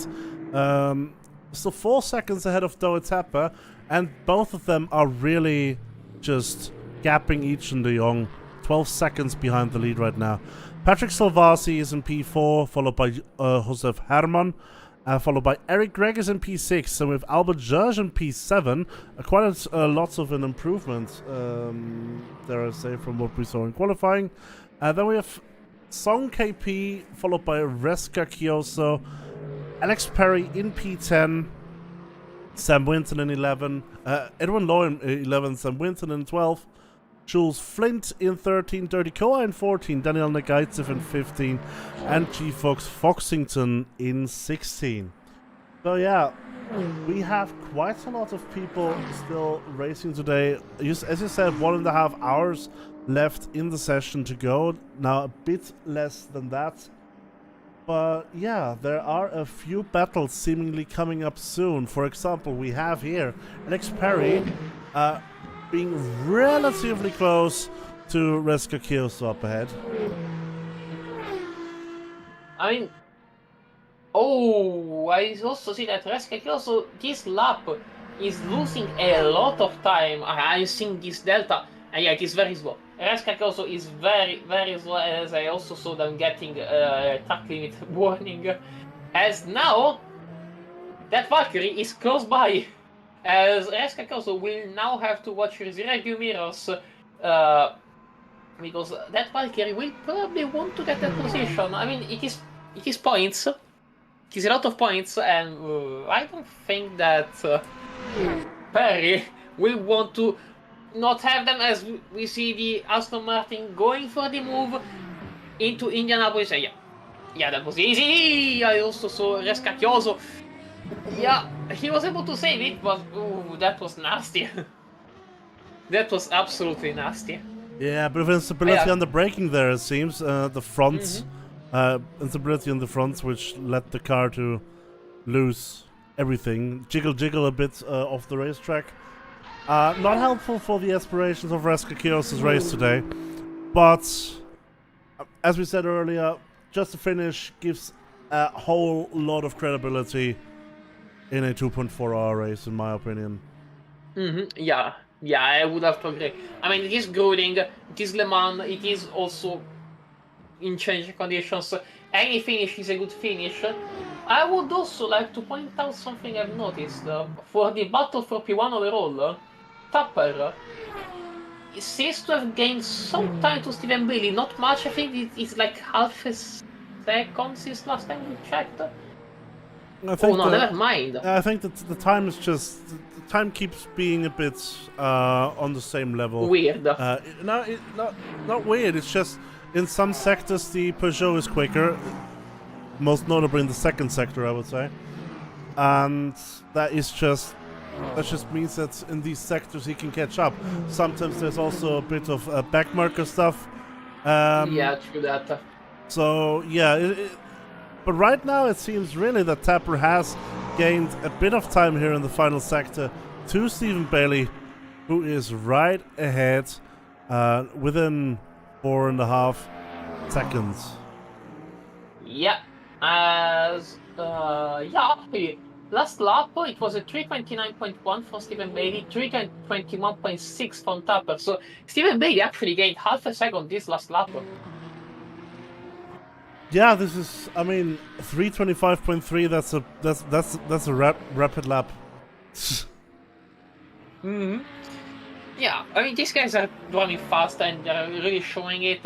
As actually, I think the biggest loser in this situation, well, quote-unquote biggest loser in this situation, is Idron de Jong, as he's now P3, in no man's land between P2 and P4. However, that means that he's going to, I think, get enough points to win the championship easily.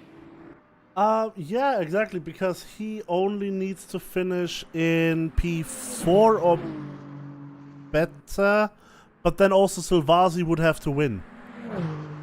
So yeah, so right now, Idron de Jong can just chill and relax. There is nothing to worry about right now for our Dutch driver, right? But how much is winning a championship, a WEC championship, or WEC similar championship worth if you don't win Le Mans? That's a very good point. That is an extremely good point, actually. I mean, so, yeah. Yeah. That is the big one. It is the big one. There's no arguing with that. And it seems like Stephen Bailey is really on track right now to get the big one. And that is as much of a single brag possible as winning the entire championship, I think. Yeah, like, I feel like that on pace, this top 3 was very similar, but on consistency, on like putting those laps in over and over and over, it looks that Stephen Bailey is the most consistent of the bunch. So good for them, all things considered. That is actually quite impressive, as we are now seeing Ubius and Gary Slater still getting it out on track at the end of the Unadier. I mean, that Mustang has battled with a lot of Lexuses today, I've just realized.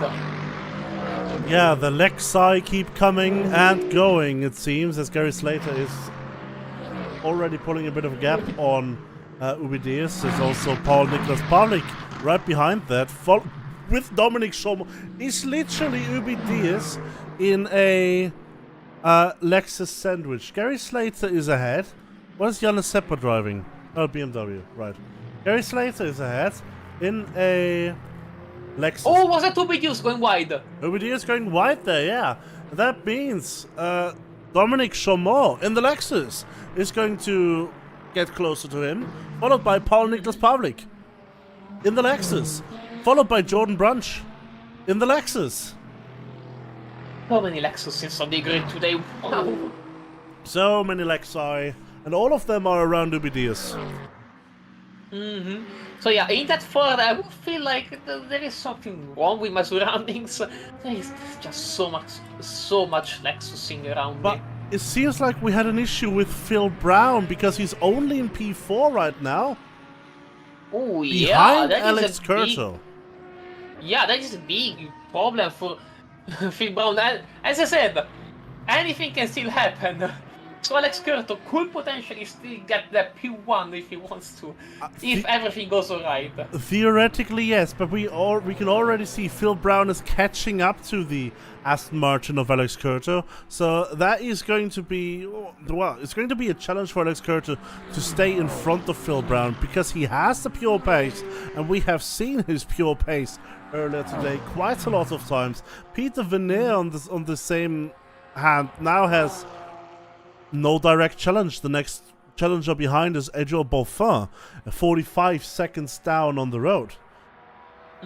So Peter Veneer can well sort of relax right now, mentally at least, which on the one hand is good because you're less prone to errors if you're always on the edge, but on the other hand it might even lead to errors because if you only drive 80% instead of 100%, then, well, errors out of inconsistency might just come. Yeah. It's not just because losing 20% pace. It's just 20% less concentration or so, because you feel like you need to concentrate as much. As Phil Brown going very wide here in the second of the chicanes. Yeah, looks like this Aston Martin has some problems, and doesn't look like they're nice ones either. Yeah, I don't really see Phil Brown being able to actually... Right now, in this exact situation, I don't think we are going to see this Aston Martin driver really being a threat to Alex Curto. Maybe we will see that later, but right now I don't think that is going to be the case at all. But it is interesting that the Browns are now together. Linnea and Brown just 2 seconds down, 2.5 seconds down on Phil Brown, where we still don't know what is their relationship. Are they perhaps siblings? We have no idea. The only thing we know is that they have pace, both of them.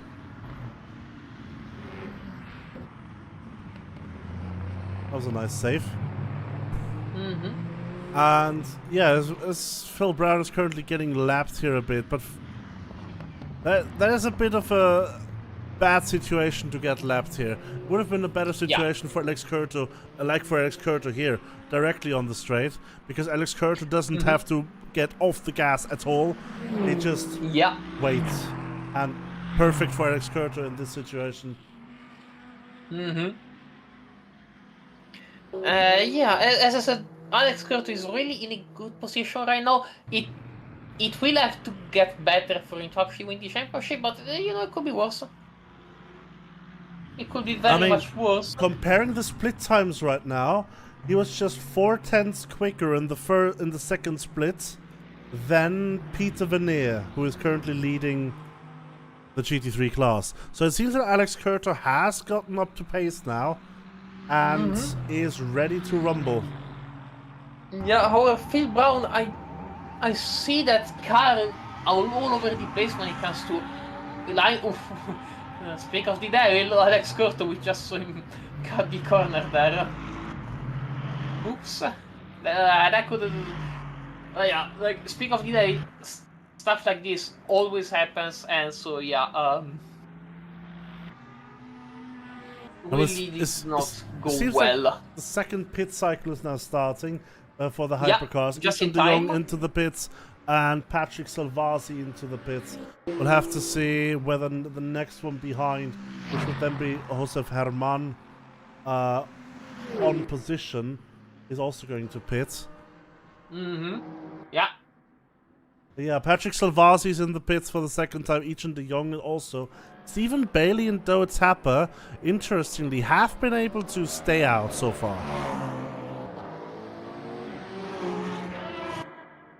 Yeah, Tapper is still catching up ever so slightly. The gap is now closing down a little bit, however, not quite enough for Stephen Bailey to actually be worried, I think. Yeah. So that is interesting. I mean, it is down to 3 seconds now, which might also partly be down to the fact that the Peugeot is just quicker in a straight line, and we're currently on the straight line part of Le Mans. Yeah. That is going to be interesting, as I do wonder now, with the younger Silvasi pitting, will we see the top two also pitting? We'll have to see if they manage to save any much. I mean, they don't need to save, I don't think, because it's not really time for the pits in terms of the 45 second. There was a Valkyrie really drifting in the background there. For the 45 minutes, scheduled pit stop, let's put it like that. I don't know why they pitted.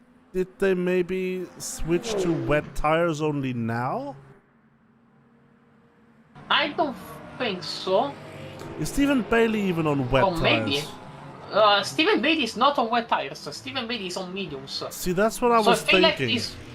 I feel like this swap to wet tires. That is, I think, Son KP with a little bit of a spin rejoining the track right now. Reska Kios is now in the pits with wet tires. So I think I think there were a few people who switched to wet tires a bit too earlier on, and the top flight of our drivers only now is now starting to see it.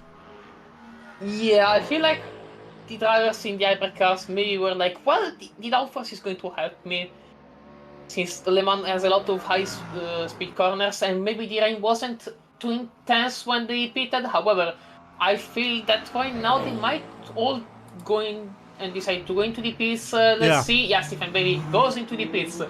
Probably Down Tapper also goes into the pits. Yeah, I feel like the rain was too much right now, and Some so KP everyone, going to the pits. almost everyone is going to the pits. As Alex Perry Who staying was that? out. Sam Winton's going into the pits.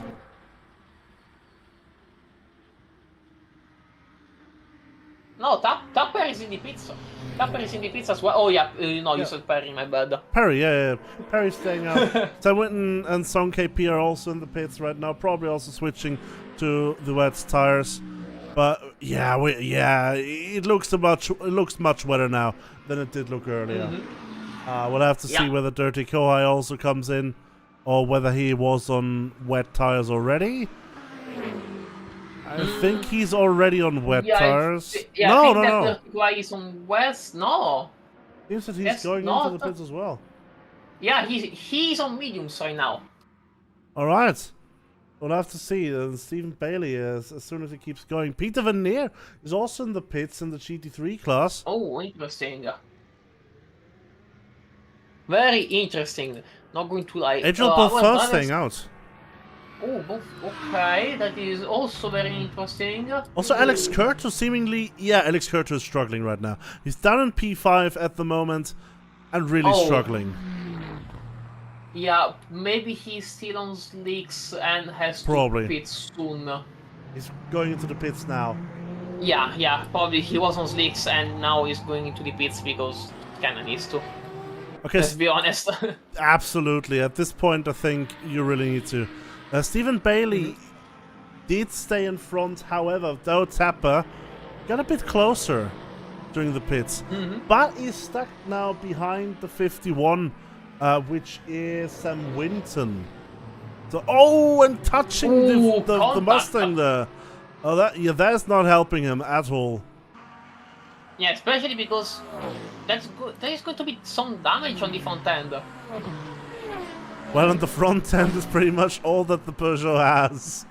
Yeah, true. Because as it was said earlier in the chat, it is wingless. Yeah, like this Peugeot, you cannot really afford any damage on the front and all the other stuff. You really need to be careful to not get any aero damage, because all the aero damage you get is going to be nasty for you.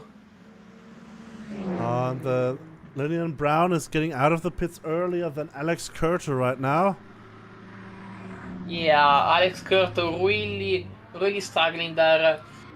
Not the best of places for him to be in, which is a shame because we know that Alex Curto is one of the fastest drivers on this GT3 grid.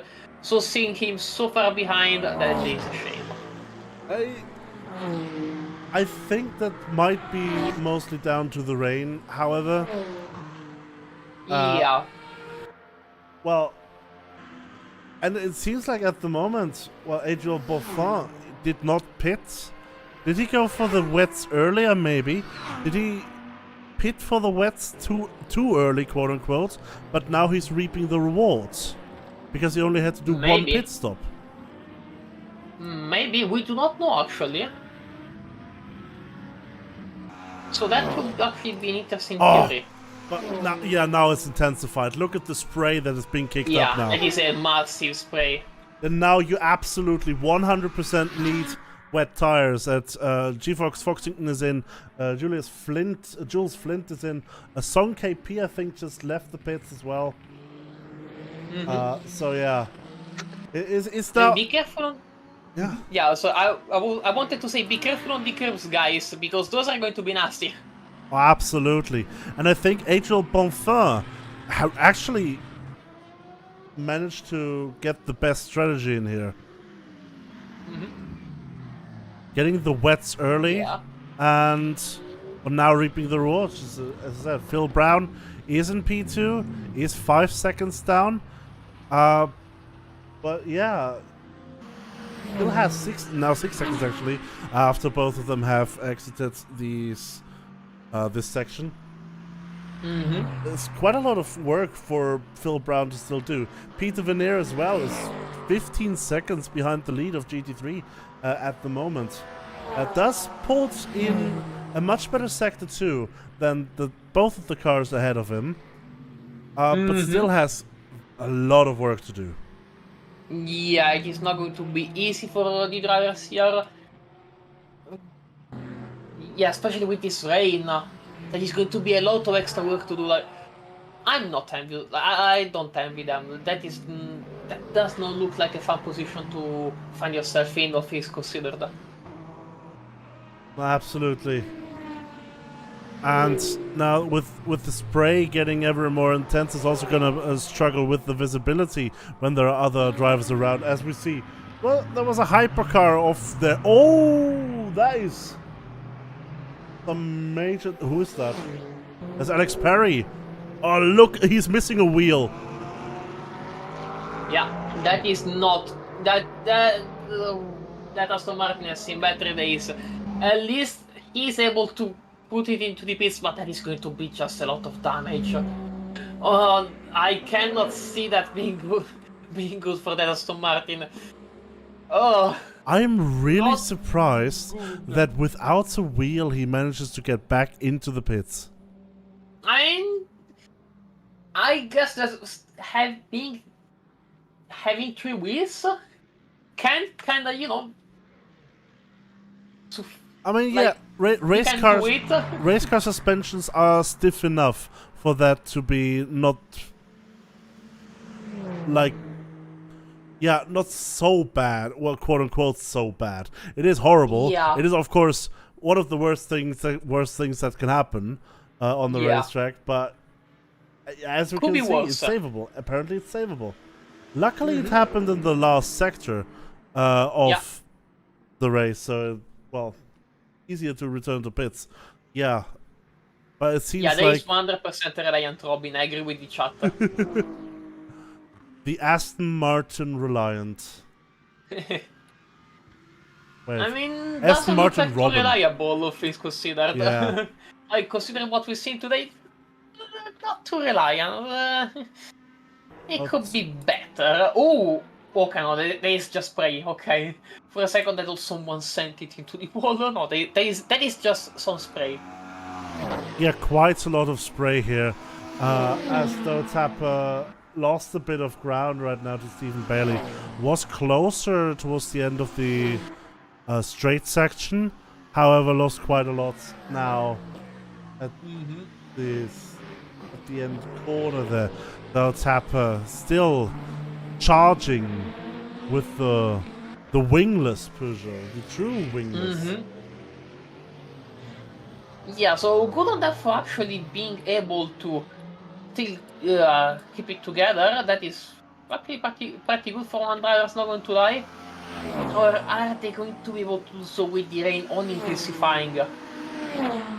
I mean, what we have seen from the wingless Peugeot when it ran Le Mans, its strongest times were... Oh! As it gets a bit unsettled there. Oh, and it taps the wall. The strongest times of the wingless Peugeot compared to the rest of the grid at Le Mans was when there was less grip because of either rain or it being night. True. So this wingless Peugeot will probably see a lot of good things happening from it, and you know that is good. I mean, as soon as Doe Tapper stops tapping the walls, yes. I know it's literally in your name, but it's not so good for the car. On the curbs, I've seen that car getting a little bit unsettled. So that could have been worse. Curbs are wet, so yeah, gonna struggle with getting the grip as we switch to the wingless Peugeot. Yes, wingless Peugeot. Yeah. I just like those front lines. Yeah, they're quite good to look at, not going to lie. I'm actually They're thinking. actually nice. I'm actually thinking of buying a Peugeot 208. Just because of that. The Peugeot 208 also has these front lights. True, that is true. The I mean, facelift one was, anyways. if that is a good car that does what you need to do, then go for it, 100%. But yeah, this is not sponsored, by the way. Unfortunately, call me Please Peugeot. Peugeot If you, sponsor us. I would not be Please, against Peugeot, we need it. the money. Yes. We need the money for server hosting, please Peugeot. Yeah, exactly. So that would be nice. But it's also looking nice for Peter Veneer right now, because he's getting ever closer to Phil Brown. Now within 2 seconds already, wow, he has caught up quite a lot of time. It seems that Peter Veneer really has the quite a lot more experience racing in the wet. Oh, never mind. Wow. Never mind, Julian. I guess that was the commentator's curse. Congratulations on your first commentator's curse, Julian. Thank you very much. I have not done it without any pleasure. I'm very sorry. Those things tend to happen. Don't be sorry. Actually, revel in your commentator's curse. No. Ah, what a shame. As we see here, Alex Curto and Albert Josh. Yeah, Porsche curse. It's hard to get past in a hypercar, especially when it's wet like this. Especially when you drive a Peugeot. Sorry. Yeah, yeah, it is not going to be easy for you, especially if, like, the wing with Peugeot, wing having Peugeot, I would argue, does it retain the strengths that its wingless ancestor retain? I'm not sure, actually. Ancestry. So, I mean, seeing it here, maybe starting a little bit, I would say I'm not excessively surprised, if I'm being honest. As it's entering the pits, actually. Oh. Interesting. This might be the second scheduled stop, because we have now been racing for almost 1.5 hours.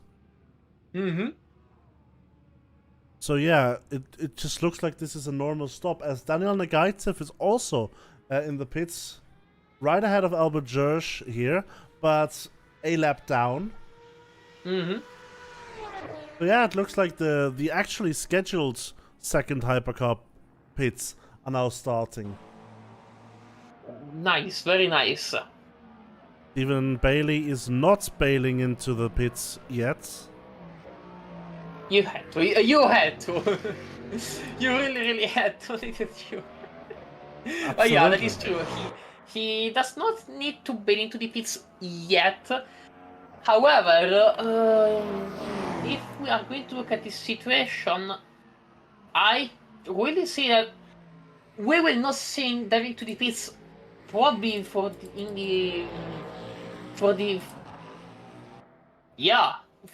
probably for quite a long time. We will not see him diving into the pits, because that Cadillac looks pretty good on tires, looks pretty good on everything, really. So yeah, I cannot really see that Cadillac diving into the pits anytime soon, if I'm being honest. I think he did one of these short stints here in the middle.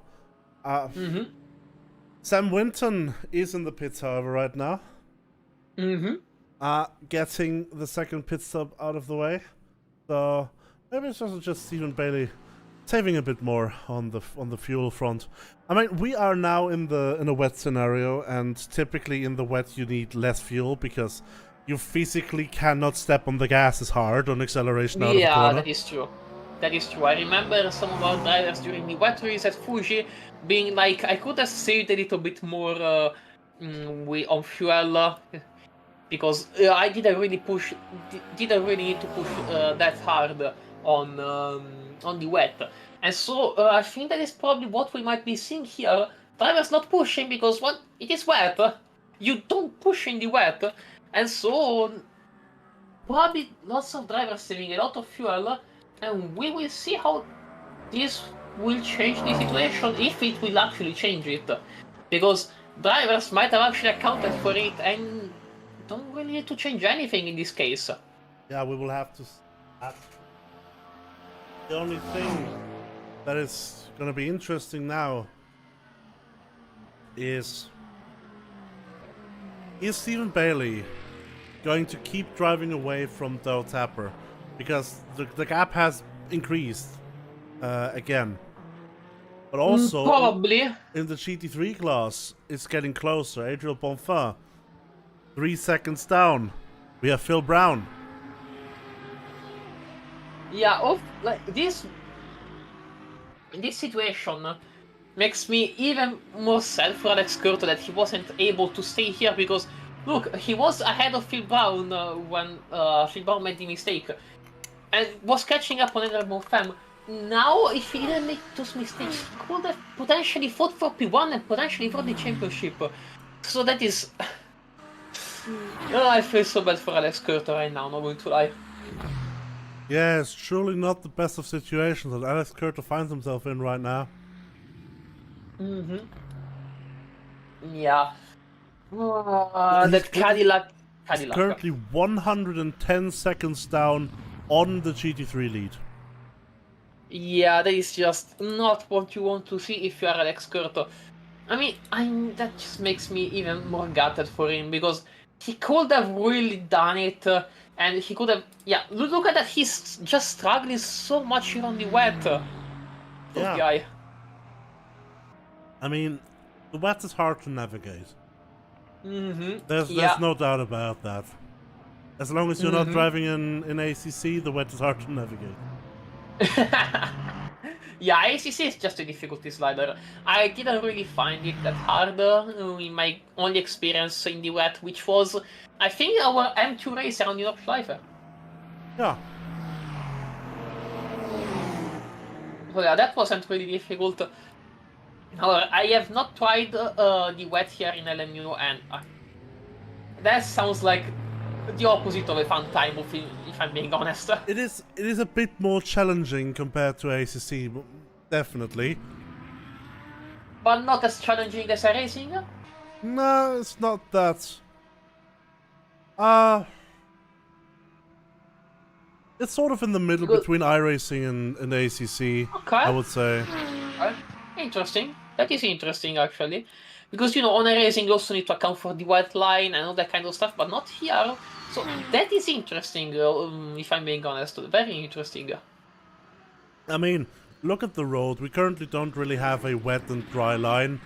It's still very much in a mixed situation as it looks from the road anyways.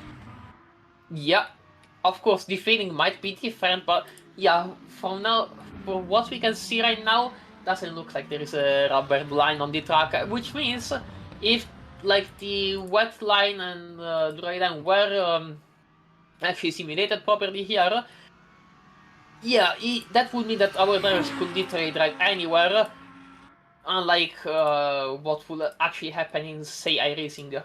So yeah, good for our drivers that they are actually in a good spot. Yeah. I mean, that is not bad.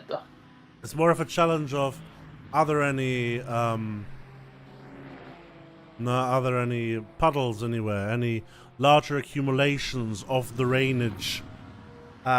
So far, that has not yet been the case. So the track really is not wet enough yet. Off track, we can see in the background there a bit, but on track, currently everything seems to be still in the sort of situation where you can just dry on the tri line still, and there's another problem. I mean that is good for our drivers, if I'm being honest. Yeah. So good for them, and also, I forgot what I wanted to say. Like, it popped in my head and then it disappeared all of a sudden. I apologize for that. Well, fair enough. Brain be weird sometimes. Yeah. As Adriel Bonfin is now in the pits. Oh, interesting. that's interesting. We are going to see some extra action from our GT2 drivers, maybe some more. Pardon. Maybe we are going to see some extra strategy. Maybe some drivers actually, I think, maybe run out of fuel or virtual energy, need to refuel. So I mean, it's going to be interesting to see what they're going to do at the end of the day. All I can say for sure is that no matter what, the strategy here looks like it's pretty chill. Doesn't look like there is a lot of how do you say it? A lot of complicated stuff going on. So all things considered, it seems to be pretty chill for our drivers. Yeah. Not really a it doesn't really look like it's bad. No. From the last time we've checked in with him, Albert George has made up a position, is now ahead of Eric Regis, up into P6. Is now, well, pretty much in no man's land, I would say, 100 seconds down on Joseph Herman, who is the next car up ahead on 190 seconds, somewhere thereabouts. Herman actually having to cut the first Daytona chicane, if I remember correctly, that's how they're called. Well, I was thinking there, wait, that delta is going down a bit too quickly for my liking. Yeah. Something must have happened, I wonder what. So yeah, but it also looks like the Toyota is a bit damaged, a bit scuffed up in the front there. So yeah. Oh yeah, I don't think that's a very healthy Toyota. No, look at the understeer as well. Yeah. Oh, this hurts. Oh, that might be, I wouldn't say severe damage, but damage severe enough to be worrying. So, all the best for Jose Herman here with this wounded Toyota, because Albert, like, you might need to pay to repair, and with all the time you need to do that, Albert George might be able to catch up, and yeah, we don't want to have to battle it out with him on the track longer today. Not necessarily, no. But then again, battling is fun. That is true. That is absolutely true. I mean, that is fun for us, but for the drivers, you really want to try and be in the chillest situation as possible, because otherwise, you might find yourself in a very stressful situation. The more stressful you are, the easier it is to make mistakes, and so on and so forth. So, yeah, that might not be the most ideal of situations for Jose Herman here.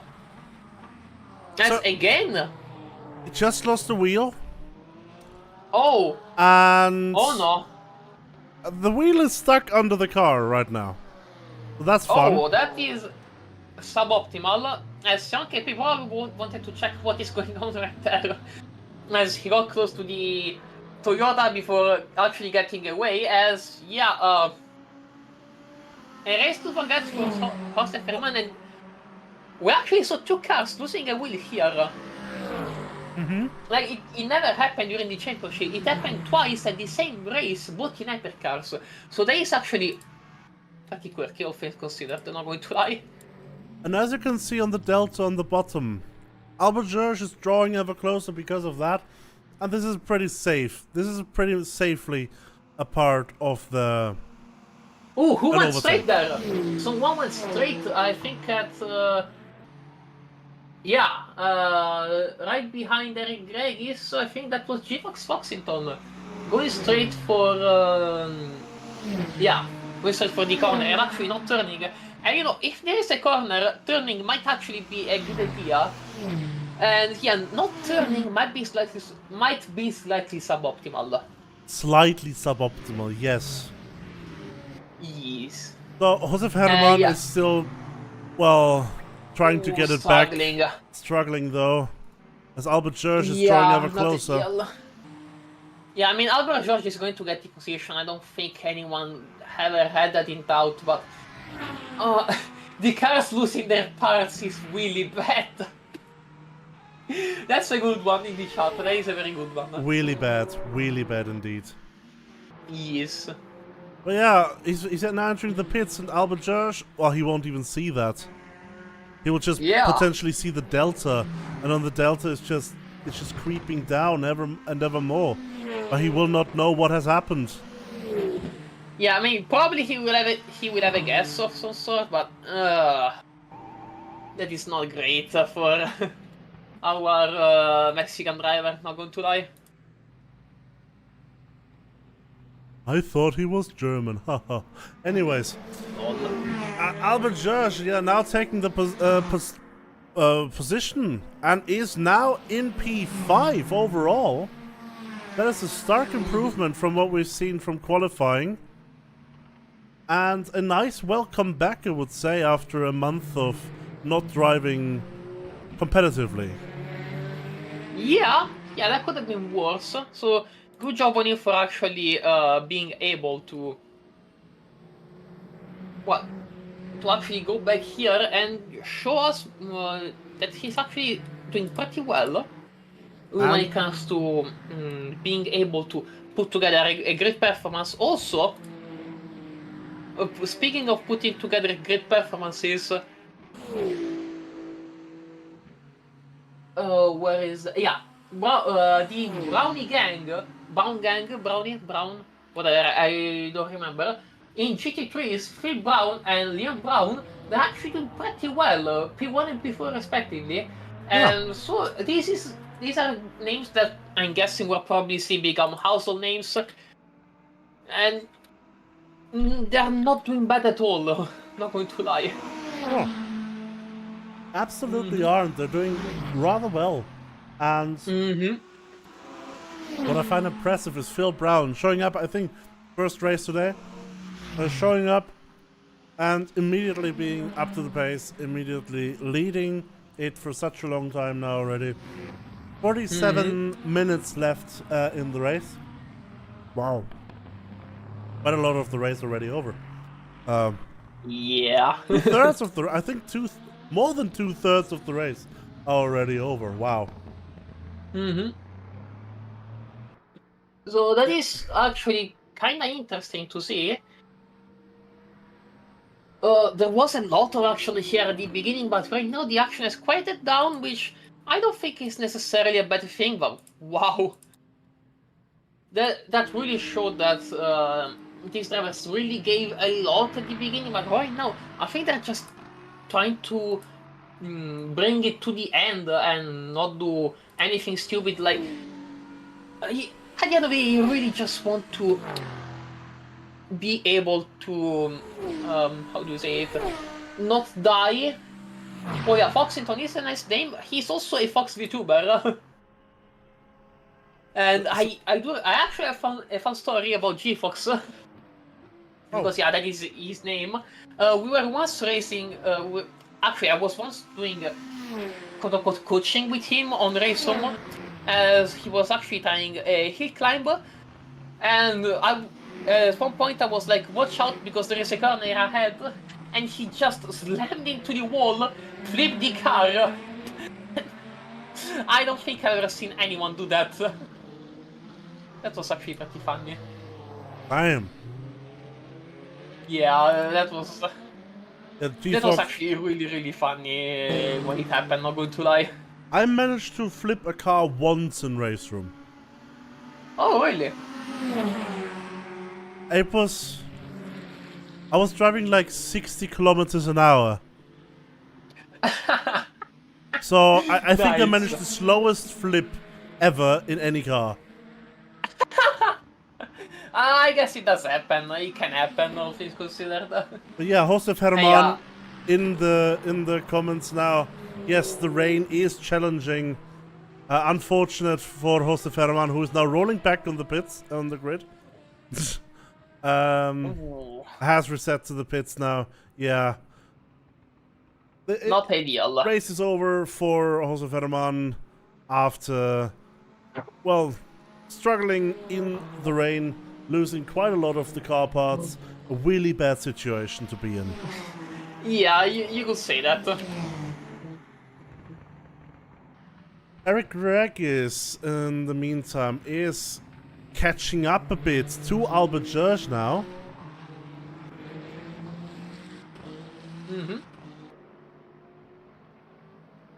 As yeah, this lone Ferrari on the grid looks like it's going to be able to maybe do something. Again, it is very wet, Albert George. We know he's not a slow driver either. That is, I'm not too sure. We also know these two people. We know Gary Slater and Terry Lau. Last time around, especially in True. Bahrain, they were quite heavily fighting one another. And Gary Slater is now getting very close to Terry Lau once again. Yeah, that is right. As I'm actually not too sure how much they will be able to, you know, actually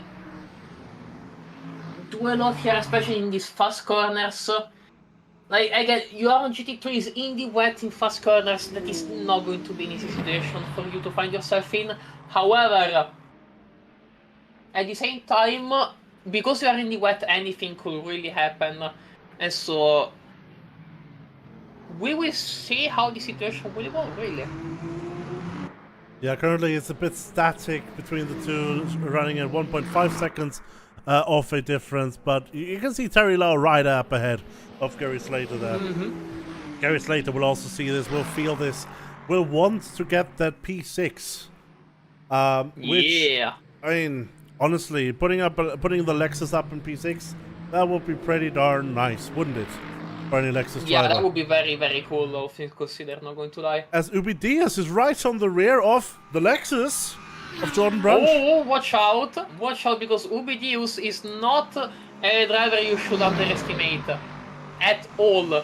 So that is something very interesting to see. Ah, he's battling the person that we know as the Scottish Minister of Defence. Well, doesn't really have a plan for this attack. Yeah, Jordan really left it wide open. Oh, but yeah, Ubidius had to consider as now Albert George is going to get into this battle between these two slower cars. It is going to be interesting to see how the situation will evolve here, because these guys are really not the, how can I say it? They are not going to be people that give up. And so, no, absolutely not. Giving up is not in neither of those people's dictionary. Yeah. So yeah, we will see what they will do and what they won't do, because that is going to be, I don't know. Not. Yeah, that is going to really. The words are not coming to me right now. Absolutely, it's okay. It's okay. Ubi Diaz is losing a bit of ground now, however, to Jordan Brunch. Looking like there is a bit of a pace advantage right now, at least, for Jordan Brunch. Maybe a bit of a concentration thing. This is, anyways, the battle for P9 and 10.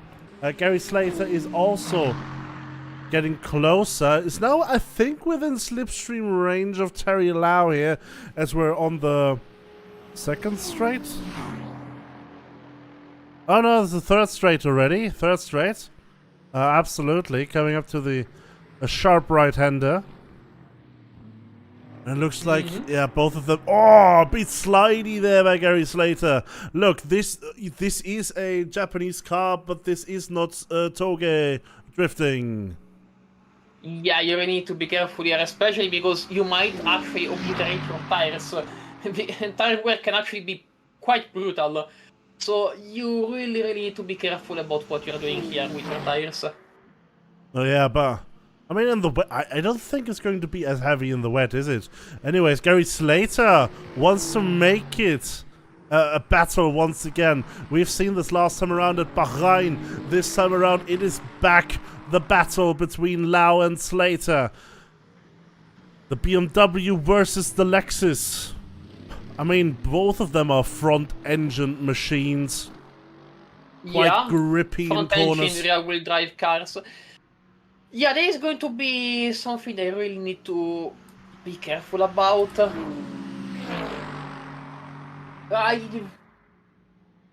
Especially because, like, all the weight of that the engine is going to put down is going to be on the front axle, and you really want a car like the Porsche here in the wet because it is going to put all that weight down on the axle where you put the power down, so the rear axle. And at the same time, you can actually balance it out with maybe some balance changes, maybe some weight distribution changes.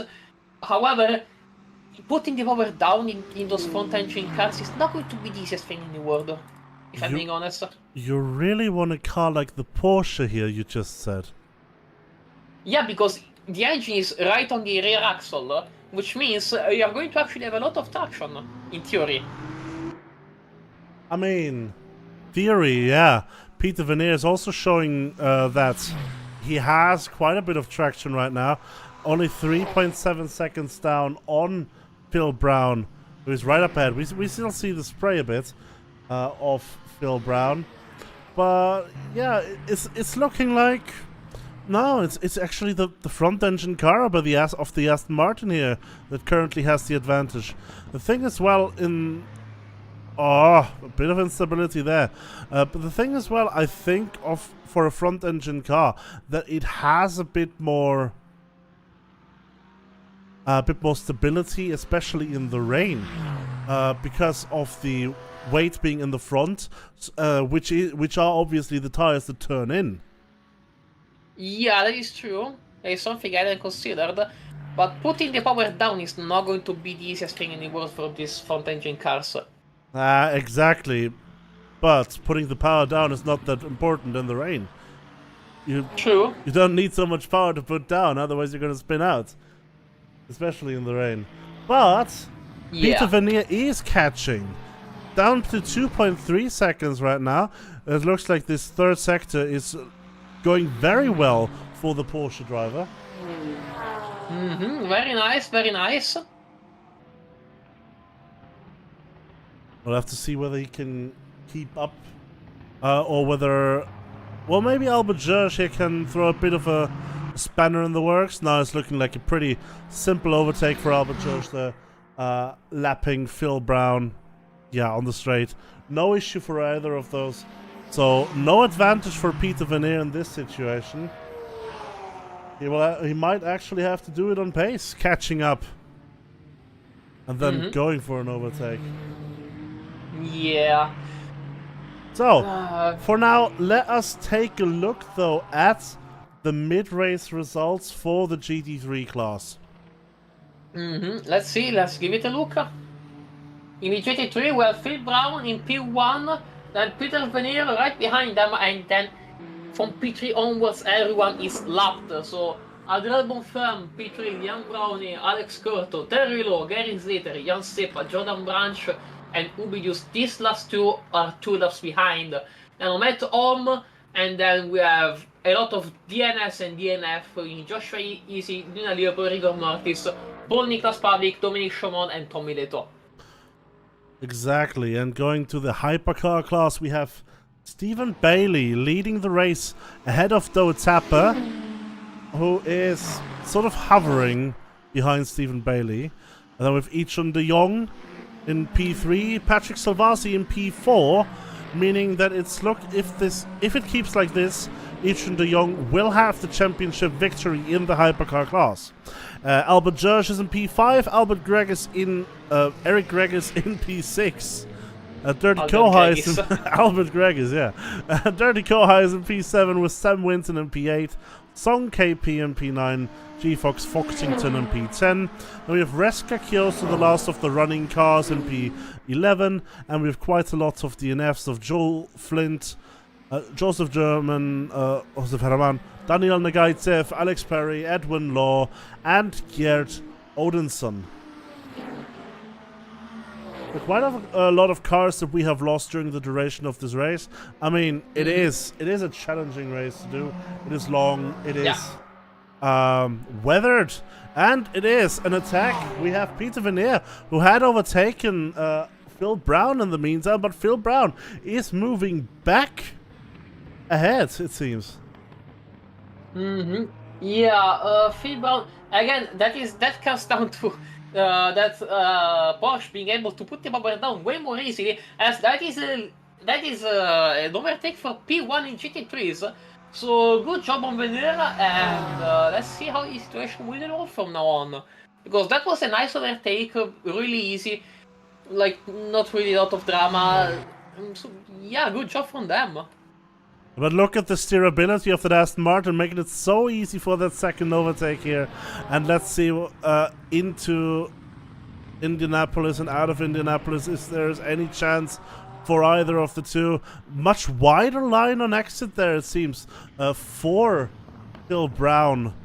Different lines being taken by the two, most definitely. This also means that two Browns are in the top three once again. With Alex Curter being in P4, Bob Fur now in P5, of course. But yeah, this is very close between the two. With 34 minutes left in the race. And, well, yeah, I think there's one more pit stop that both of these will have to do. Oh, as Phil Brown goes wide! Yeah. Oh, yeah, the rain is really catching a lot of drivers off guard here. That is not great.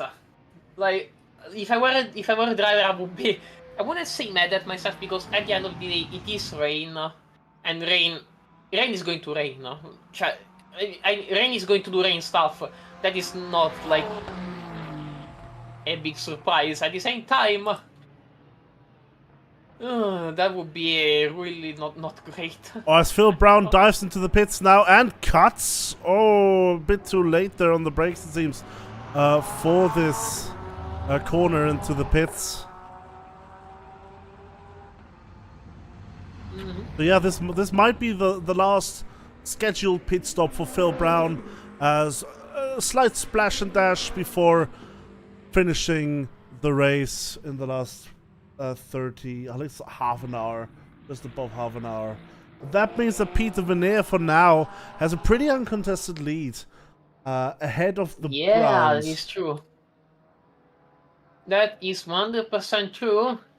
And we will see how the situation will... Well, we'll see what will happen for P3, if I'm being honest. Because we might have a brown on brown battle, and that might actually be interesting to see, not going to lie. We will have to see about that. For now, I want to mention that Tapper is struggling. Tapper is losing quite a bit of time to Bailey at the moment. Whereas earlier it was 5 seconds between the two, now it's up to 10 seconds. So it seems like Tapper is really struggling at the moment. Phil Brown, in the meantime, is now getting out of the pits, and Linian Brown is right behind that. Yeah, as I said, brown on brown battle, as Liam Brown will actually stay ahead for the time being. We will see later how the situation will evolve, but it's not going to be pretty, if I'm being honest. Oh no, definitely not. Phil Brown is a rather quick driver from what we've seen. But Linian Brown is also not a slouch, most definitely not. And from what I remember from the last few races that we've seen, is that, well, they're also rather good at defending.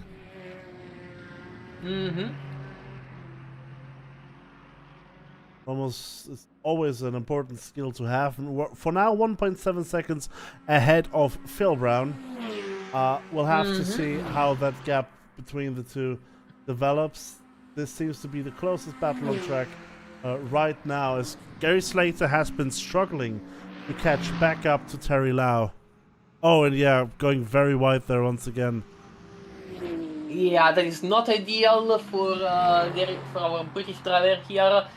As yeah, this gap is just going to increase, and also now goes into the pits. Maybe that is the second pit stop of the race that they have to do, or maybe there is some damage, or maybe it may be an unscheduled pit stop. Either way, that is going to make them lose a lot of time from Terry Lau, and potentially also the overall position they're in. So we will see.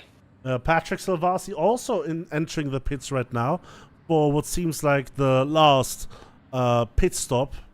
I mean, 30 minutes, that should not be a problem to manage. And interestingly, what we're seeing right now, well, maybe Phil Brown changed his tires. I believe that is the situation, because I don't think otherwise he would be losing so much time to Linian Brown. Yeah, that's a fair point. That is a very fair point. Yeah, like those tires, they're already cold because there is no tire warmers, and with the rain, that it is not going to ease the situation in the slightest. That is going to be pretty nasty for the drivers. Not going to lie. As it seems like, no, that was not Ichun de Jong. Who was it then? It was Reska Kyoso. Reska Kyoso being in the middle there of the two Browns. Reska Kyoso not having had the best race, it seems. Is currently 2 laps down on the lead. 32 seconds down on G-Fox for P10. So, having had struggled a bit, it's still admirable that he is still going, still continuing, and of course looking to finish this entire race, albeit 2 laps down. Yeah, that is true. They're doing it. They're actually completing the race, and that, if I'm being honest, is already pretty impressive considering how grueling and hard this race was on the drivers. So yeah, even if you're like in last position, that is still pretty impressive that you were able to manage to finish this race. Like you can see here, you were able to see how many drivers actually DNF'd and how many also DNS'd we had. So a lot of congratulations to the drivers, because that was not easy at all. Also, look at what we've got going on here. Alex Curto is catching Phil Brown quite heavily at the moment.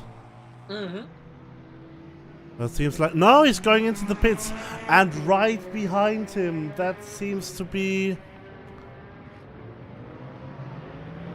that is Stephen Bailey caught right behind the GT3. Oh boy. This will undoubtedly help Dow Tapper quite a bit, because Stephen Bailey not able to go, well, full pace here on the, let's say, the pit entry road. Yeah, and looking at the stream, Mr. Bailey does not seem to have been the happiest about this situation, but you know, that is Multiclass. It's bound to happen. That is Multiclass. Jordan Brunch is as well in the pits right now. And is actually getting overtaken now by Omet Ohm, who is back into P9 now. From being P14 early in the race. Yeah, nice recovery drive for Omet, all things considered. So good on her for actually being able to do it. Though we see her struggling here a little bit in the rain, as we saw her going wide.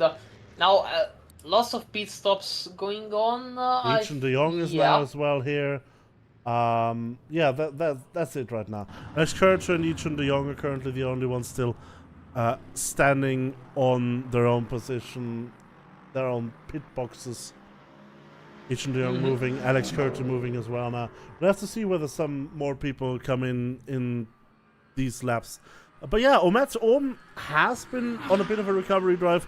However, currently still worse off than their previous worst finish, which was a P7 at Sebring, which means that finishing either in P7, 8, or 9, there means today will become the new drop round for them. So, looking very likely for this to be the case today. And as we said earlier, if that happens, that means Alex Kurter will have to win this race, which looks rather unlikely with 25 minutes left on the board, and Alex being 156 seconds down of Peter Veneer, who is leading the race. Yeah, sadly for Alex, I don't see it happening either, which is a shame, but what can you do at this point in time? The race has been going on for 2 hours at this point in time, so yeah, I guess stuff like this is bound to happen. at some point in time. With Janne and Dirty Kohai currently in the pits. And we'll have to see. Though Tapper is currently in the last sector, maybe he will also dive into the pits now. Then soon. Well, still got quite a lot of a way to go until then. We will see. But for now,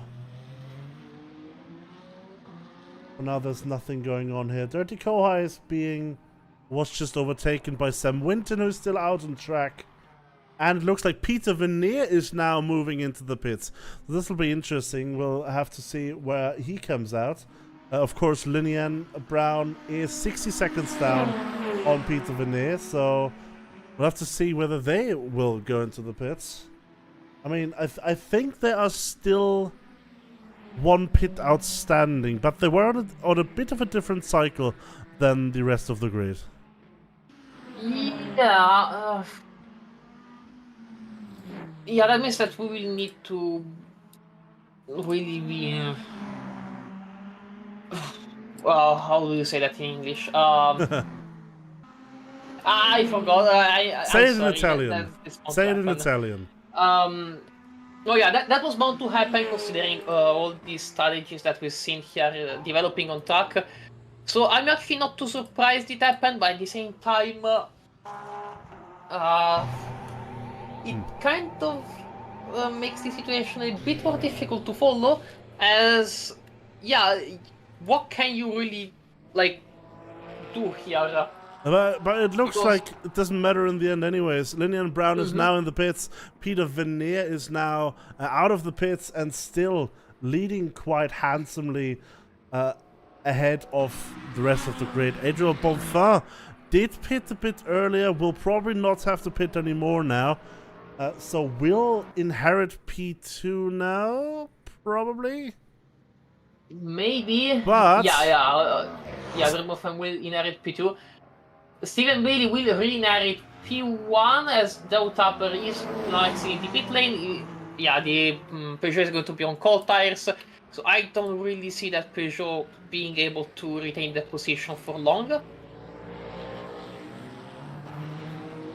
The gap seems to have actually decreased, but again, that Peugeot will be on cold tires, so I'm not too sure how well it will be able to keep that gap. That is, is that Phil Brown without a rear wing? That is Phil Brown without a rear wing, yes. Oh, that is suboptimal. I guess it has been Peugeotified, the Aston. Yeah. Yeah, I will guess the same. A bit suboptimal, but what can you do? Well, what Alex Curter can do now is take that position. Yeah, I mean, Alex Kurt is somehow still, well, not really still in the game, but, you know, he was so out in the game before and now he's kind of back in. So that has been a roller coaster for Alex Kurt, all things considered, not going to lie. Absolutely. I mean, now, with a P4, there is potentially, well, 27 seconds behind Linian Brown right now. Will 21 minutes be enough to catch that up? Under normal circumstances, no. But Linian Brown has been struggling a bit with the wet pace.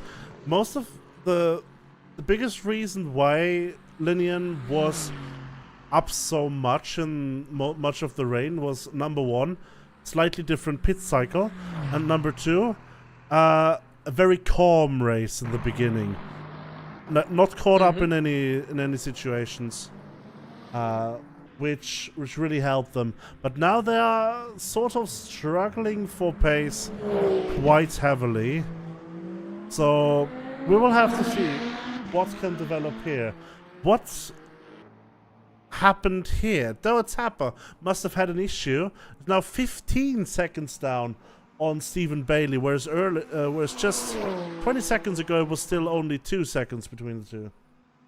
Yeah, as we said, cold tires. Probably. To put it simply, cold tires are just going to be cold tires. Like, drivers cannot really do much with cold tires on the wet. Like, yeah, there is just cold tires on the wet. Like, there isn't. It's just nasty for the drivers. So, yeah, I mean, can you really blame them for actually struggling here? No. Even though the rain has actually calmed down from before. So that is good to know. The rain has calmed down. We are at least not generating as much spray as we were earlier. Almost no more spray left. Just I think that's just from the brakes. Yeah. So yeah. Or just in some wet spots, there's a bit of dust Yeah. still being kicked up. But that is yeah, potentially that. not that big of an issue anymore with the wet. It is still an issue, of course. It's not like it's now completely gone already, but not that big as it was earlier. So we'll have to see who can manage with these mixed conditions now that we're getting in these last 20 minutes the best. I mean, Dautapa, I don't know how well the Peugeot or how well Dautapa does compared to the Cadillac of Stephen Bailey. We will have to find that out. We'll see that. We are currently at 15 seconds of a gap between the two. We'll check in with them later again. In the meantime, let's shed some light on someone we haven't really watched much of today. Patrick Salvasi, who is still behind Etienne de Jong. And, well, it looks, simply because of that Salvasi is not going to win the championship today.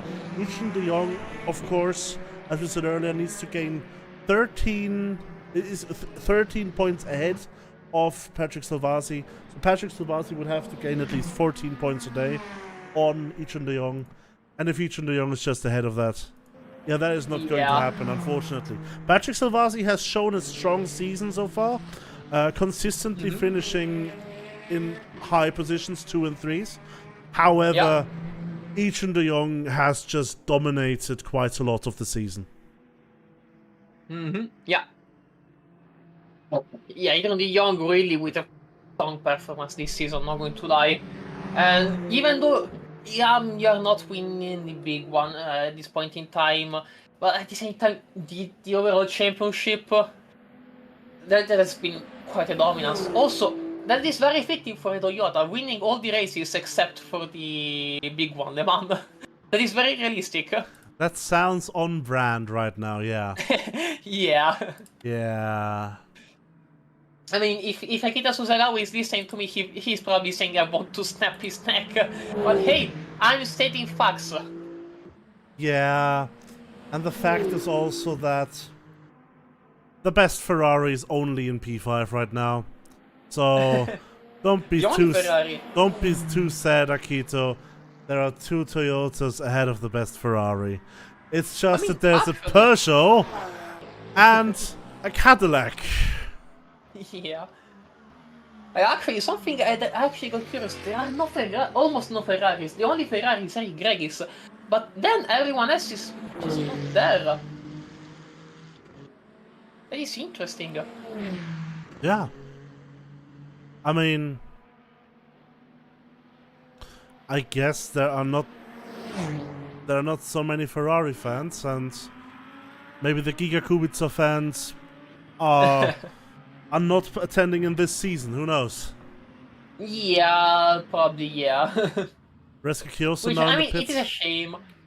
Oh yeah, Reska in the pits. But yeah, it is a bit of a shame that there are no Ferrari fans here, because if you're an MP, it's actually a pretty good piece of machinery, not going to lie. And also in T296 technically. Again, I'm very surprised that there is no 296 here, considering how popular it is in VTAC and TGT, in all of our GT3 series. I guess that the difference here in LMU is a bit too much for our ACC drivers to actually bridge it, but at the same time, so one can only wonder, it feels like something's missing if there is no Ferrari Hit on 6, Yeah, that is just, I mean, I will be very evil right now and say I have not had a single moment where I was feeling that the 296 is missing here. True. Yeah, you have a good point, but at the same time, once you start noticing it, you're like, wait, where is it? Because I mean, will it be is I think even- clear that it's nowhere around. I will be isn't it? even more evil right now and say, even now that you mention it, I don't really care. I'm not aiming for the Ferrari sponsorship. I'm aiming for the Peugeot sponsorship. So Yeah. that's why we're showing Albert George, who is now overtaken Jordan Brunch just now. Lol. But yeah, like there is a really like yeah there is wait English. Okay, that is not really a sight that you actually see quite often, really. Yeah, no, I totally agree with you. It's also interesting that we have quite a lot of Lexi racing here. Jordan Brunch, as we see him currently on screen, is one of them. Nice to see Jordan racing again as well. Yeah. Of course, the Lexus being one of the classic cars that Jordan has driven quite a lot here at tracc.eu events, especially in past V-Track seasons. Which is, of course, another one of our championships for VTubers only, which is going to start in 2 weeks from today. So yeah, the next our next season is starting next week with the Nations Cup and the first round of TGT, for which, by the way, if you're interested in racing with us, the next TGT season, it is on ACC, Assetto Corsa Competizione, but you will be able to race at tracc.eu by going onto our Discord server. The link for that is in the description, and via there you can go to our SimGrid page, where you can sign up for racing with us. There's also a Le Mans Ultimate Championship coming up, Hyper GT, which will start in 2 weeks from today. It is also a hypercar and GT3 bi-weekly championship, 6 rounds, where you can race, well, as I just said, your favorite hypercars on GT3s around the, I think, the 2022 calendar of WEC. So yeah, quite a lot of events that you can look forward to as we are starting to get into the final 12 minutes of the race. And because there's the question asked, minimum skill level requirement, just be safe. Yeah, being able to, I think, put the 5 consecutive laps required for, I think, qualifying for the... Pre-quali, yes. Yeah, for pre-quali. That is, I think, the only minimum skill level required. Yeah. As long as you can put together those 5 laps, you're free to go. Everyone is welcome. We are very welcoming as well to new people driving, doing sim racing, because there are quite a lot of people in our community who like to help new drivers get on their path. As I just noticed, we have a noticeable dry line forming now in the race. But yeah, if you want to join us racing, just feel free to do so. And if you're not up to scratch at the moment, you can get up to scratch, and there will probably be people who help you with that. We promise we don't bite. Maybe, if you're nice. We will bite if you bite first. We will not initiate. Yeah, that is true. Only if you bite first, because if you don't bite first, we shall not bite. Yeah. It is all consensual. That was a bit of a drift from Jordan Branch here. Bit drifty there, yeah. That was quirky. Back in the Toge drifting with the Japanese cars. Will our drivers understand that? these cars are not made for drifting. You guys, you really need to not drift. And I of mean, course, just kidding. Just kidding, because of course this is in the wet. Like the wet is difficult. look, it doesn't matter if it's made for it or not. If you can drift it, why not do it? Okay, safety thing now, after I said that. Don't purposefully drift during the race. That has a whole lot of risks associated with it. Of course, the risk of crashing yourself, also the risk of crashing into someone else, also the risk of just annoying other people. Like, yeah, true. yeah. We That want is not people, going to be nice. we want people to be able to concentrate while they race, and drifting would not help that, especially purposeful sliding. Interestingly, Yeah, that would be. Interestingly, Terry Lau has been getting closer to Phil Brown. There's only 10 seconds between the two now. I mean, it is only 9 more minutes plus the finishing the last lap, of course, left on the clock. But it seems that Phil Brown is losing pace in these last stages of the race a bit. Yeah, Phil Brown really doesn't look like they have that dog in it that they had earlier, and yeah, that is not great of it considered. Look at how wide he went there as well. Yeah. That's really not a situation you want to be in, especially Phil Brown really having been a contender for the race win earlier on. Unfortunately, that is not the case anymore. Alex Curter, who is right ahead of Phil Brown in the standings right now, is catching Linian Brown, but it is not quick enough. It doesn't look quick enough for him to be able to get the position of P3. So it looks pretty set right now. For as long as everyone stays safe here and nothing happens, it looks pretty set right now that we have the top 3 here at least decided. We'll have to see. There's still 7.5 more minutes on the clock. Anything can happen. Yeah, that is true. I mean, literally anything can happen. The fact that anything can still happen means that technically all cards are on the table, but I don't see the order changing really much. I mean, unless you know something I don't, Julian, I don't think that we will see Peter Venner losing the position, or Stephen Bailey losing the position, or even anyone losing any position unless they crash into the wall. Yeah, we don't hope that for anyone. Yeah, I just don't think at this point in time it's going to happen. I think it is a bit too late into the race for it to actually become a thing. But interestingly, Eric Regis seems to have to do a splash and dash now. Very late into the race, and that means Albert George now has the opportunity to get the P5 position back. Yeah, Eric Regis. But that is nice. Overshooting his pits. Not nice. Bit.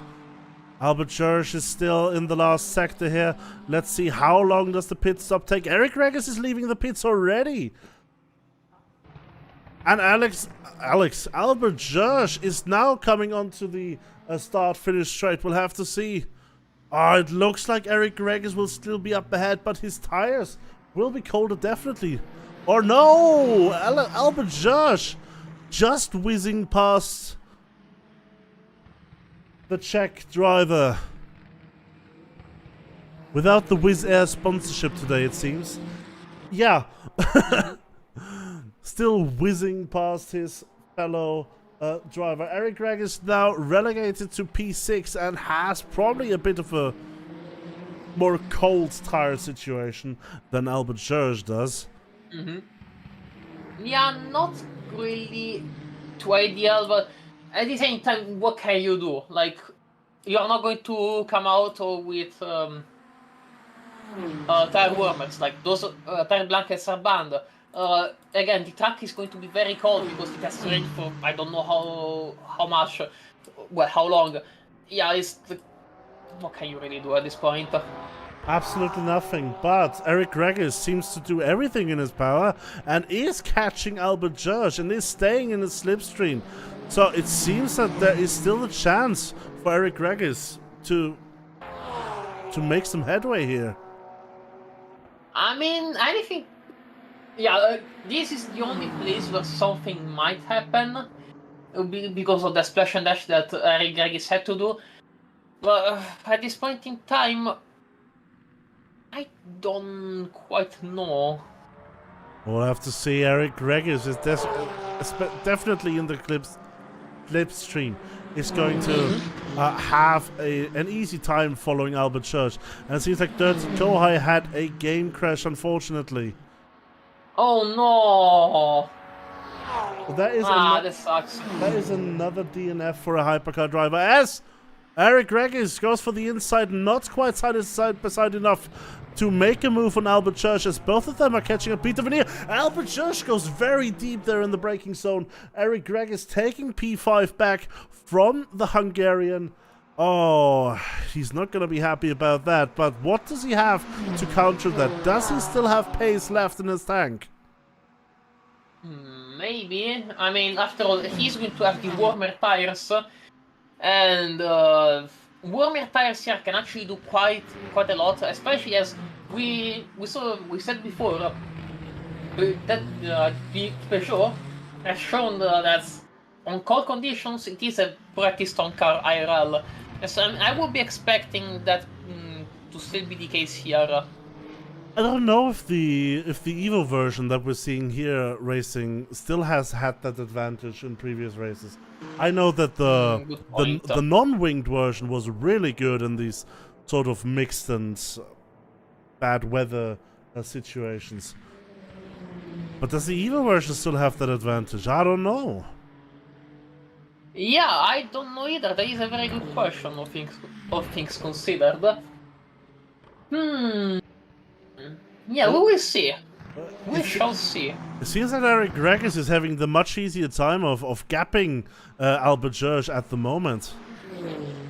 Yeah, maybe the Eric Regis tires are somehow a little bit warmer. After all, we know that the Ferrari on tires IRL is actually one of the best hypercars that there are. So that might be the case of what is going on right now. I mean, I wouldn't be surprised if it was, as they're not going to cross the finish line with Eric Regis still ahead and Albert George is still struggling. Let's take a look where the leader is currently. We have Stephen Bailey in the last sector of the circuit, which means this is the penultimate lap. Stephen Bailey, once he comes over the start-finish line, will start the final lap of this 2.4-hour Le Mans Ultimate Circuit de la Sarthe race. The final race of the Continental Circus Season 25-3 and the final lap thereof. That is... wow. Yeah, that was actually a pretty cool race from Stephen Bailey. Like, very exciting in the beginning and then just... I wouldn't necessarily call it easy, but sure as hell that was great showing from the British driver. Absolutely, it has been a great performance so far, and should this win manifest in this now upcoming last final lap, then it will definitely be a deserved one. 100%. As it's coming up to two GT3s right now, which are on different laps. That is the Lexus of Jordan Brunch, I believe, followed by Alex Curto here. Well, that was a nice photo op with them being three wide there. I mean, we could use it for our social media posting if you want. I mean, yeah. Someone screenshot that.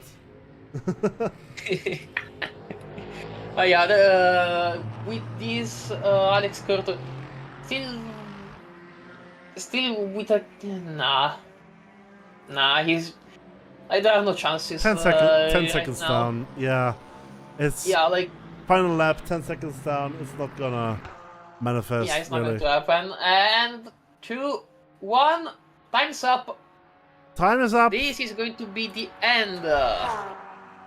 Which means that Stephen Bailey is definitely on the final lap. Peter Veneer is still ahead of Stephen Bailey on the circuit. Which means that he could start another lap. I mean, if he stays in front. Because Stephen Bailey is rapidly approaching. Well, oh wait, he's still actually further away than I thought. He's still almost the entire straight back. Yeah, then I feel that Veneer will have to do another lap. Sadly for them, but I mean, on the other hand, that means Peter Veneer will finish one lap, literally one lap in front of everyone else. Because Adriel Beaufort has, I think, been lapped already by Bailey. Or no, he's probably going to be lapped by Bailey. Because he's currently lapping Linian Brown, here is he. If he now catches up to Adriel Beaufort, but then not to Peter Veneer, that means Peter Veneer does an entire extra lap on everyone else in the GT3 grid. So technically everyone else on the GT3 grid will be lapped by the end of the race, if that happens. But yeah, Stephen Bailey, what a race today. Great race from this driver, I'm not going to lie. It was actually quite amazing. Yeah, though Tapper also a very good race, especially considering the car choice of the wingless Peugeot. So really props for choosing that. And obviously we also have to mention Yichun de Jong, who, if he brings this across the finish line like this, will be the champion of the second Continental Circus. Yeah, he will be our CCS2 champion. And wait, who was the champion for Continental Circus Season 1? That I forgot. That is a good question. Yeah, because wait a second. Let me check on SimGrid. Because that might be maybe 2-on-2 with Yichun de Jong, because I do remember that it could have been him winning CC Season 1. Let me double check quickly. Continental Circus, there it is. Standings. Oh, it was Ben Zeiss, my bad. And Ben Zeiss won Stephen Season 1. Bailey. And Stephen Bailey wins the race today. What a race. And yes, Peter Veneer is still out on track and is going to get a lap on not everyone. Him and Adrian Beaufort are going to get a lap on everyone else. As Doe Tapper finishes in P2 in the hypercar grid. And Yichun de Jong is now in the last sector, right behind Alex Curto here. Both of them are going to finish side by side. Beautiful. Yeah, great showing from both of these drivers. Absolutely. So Linian Brown has finished already. Alex Curto has finished already. They're P3 and 4 respectively. Phil Brown is still finishing. Patrick Salvasi the same. I mean, this is a long racetrack. They're in the Porsche curves here. So Patrick Salvasi still has every opportunity to make his own situation worse, but we're not hoping that that will happen. He's not going to be able to gain 11 seconds right here at the end. As I feel like, good job on Yichun de Jong. Yeah, good job on Yichun de Jong for actually winning the championship, because I think at this point in time, it won the championship, Adrian De Jong, so good, Yeah. good for them. Absolutely. Despite not winning the race, that is a championship we won, so not too shabby at all, not too shabby. Absolutely. Adrian De Jong has won the championship ahead of Patrick Salvasi now. Eric Regis finishing the race now in P5. And yes, basically it's confirmed Alex Curto finished in P4, Omet Ohm finished in P9. So Omet Ohm will be the champion of the GT3 class, actually. Mm-hmm. So congratulations on that as well. Yeah, we got our championship. We got our champions, so not too shabby of a performance from them either. Very nice. Omet Ohm unfortunately had a bit of a bad luck at Sebring. Similar situation today. But the three races in between were class. Yeah, they were really great for Omet, so good on them. Omet really showing that they were able to actually pull together a pretty good race. So very nice, very nice. Sam Winton is the last of the hypercars to finish the race right now. Well, that was a really traditional race in the hypercars, not going to lie. Only 7 finished. 10. Oh, 10. Oh, yeah, 10. Yeah. Lapping. Lapping is a situation. Yeah. As Peter Veneer finally wins this race after doing an extra lap on almost everyone else. Adrian Bonfin as well, finishing the extra lap. So congratulations to Peter Veneer for winning this 2.4 hour race. Adrian Bonfin also well done on staying up the grid for as long as you have and being a P2 finisher in that regard. So now that we have all of that, we can look at the results. We have Stephen Bailey, of course, the overall winner of the race, in front of Doe Tapper, Adrian De Jong, Patrick Salvasi, Eric Regis, Albert George, Sam Winton, Song KP, Reska Kyoso, G-Fox Foxington, and that is all of the hypercars that finished. Then we have the GT3s with Peter Veneer in P1, Adrian Bonfim, Liam Brownie, Alex Curto, Fred Brownie, Terry Lowe, Jan Seppa, Gary Slater, Omet Tom, and Jordan Branch. And man, there is laps to the hypercars, with Ubidius being the last of the finishers, and then the DNFs. There is a big list. Yeah, quite a lot of DNFs here, unfortunately. Not everyone was able to finish this race today. What I can definitely say is thank you everyone so much for watching. I hope you enjoyed this race as much as we enjoyed commentating it.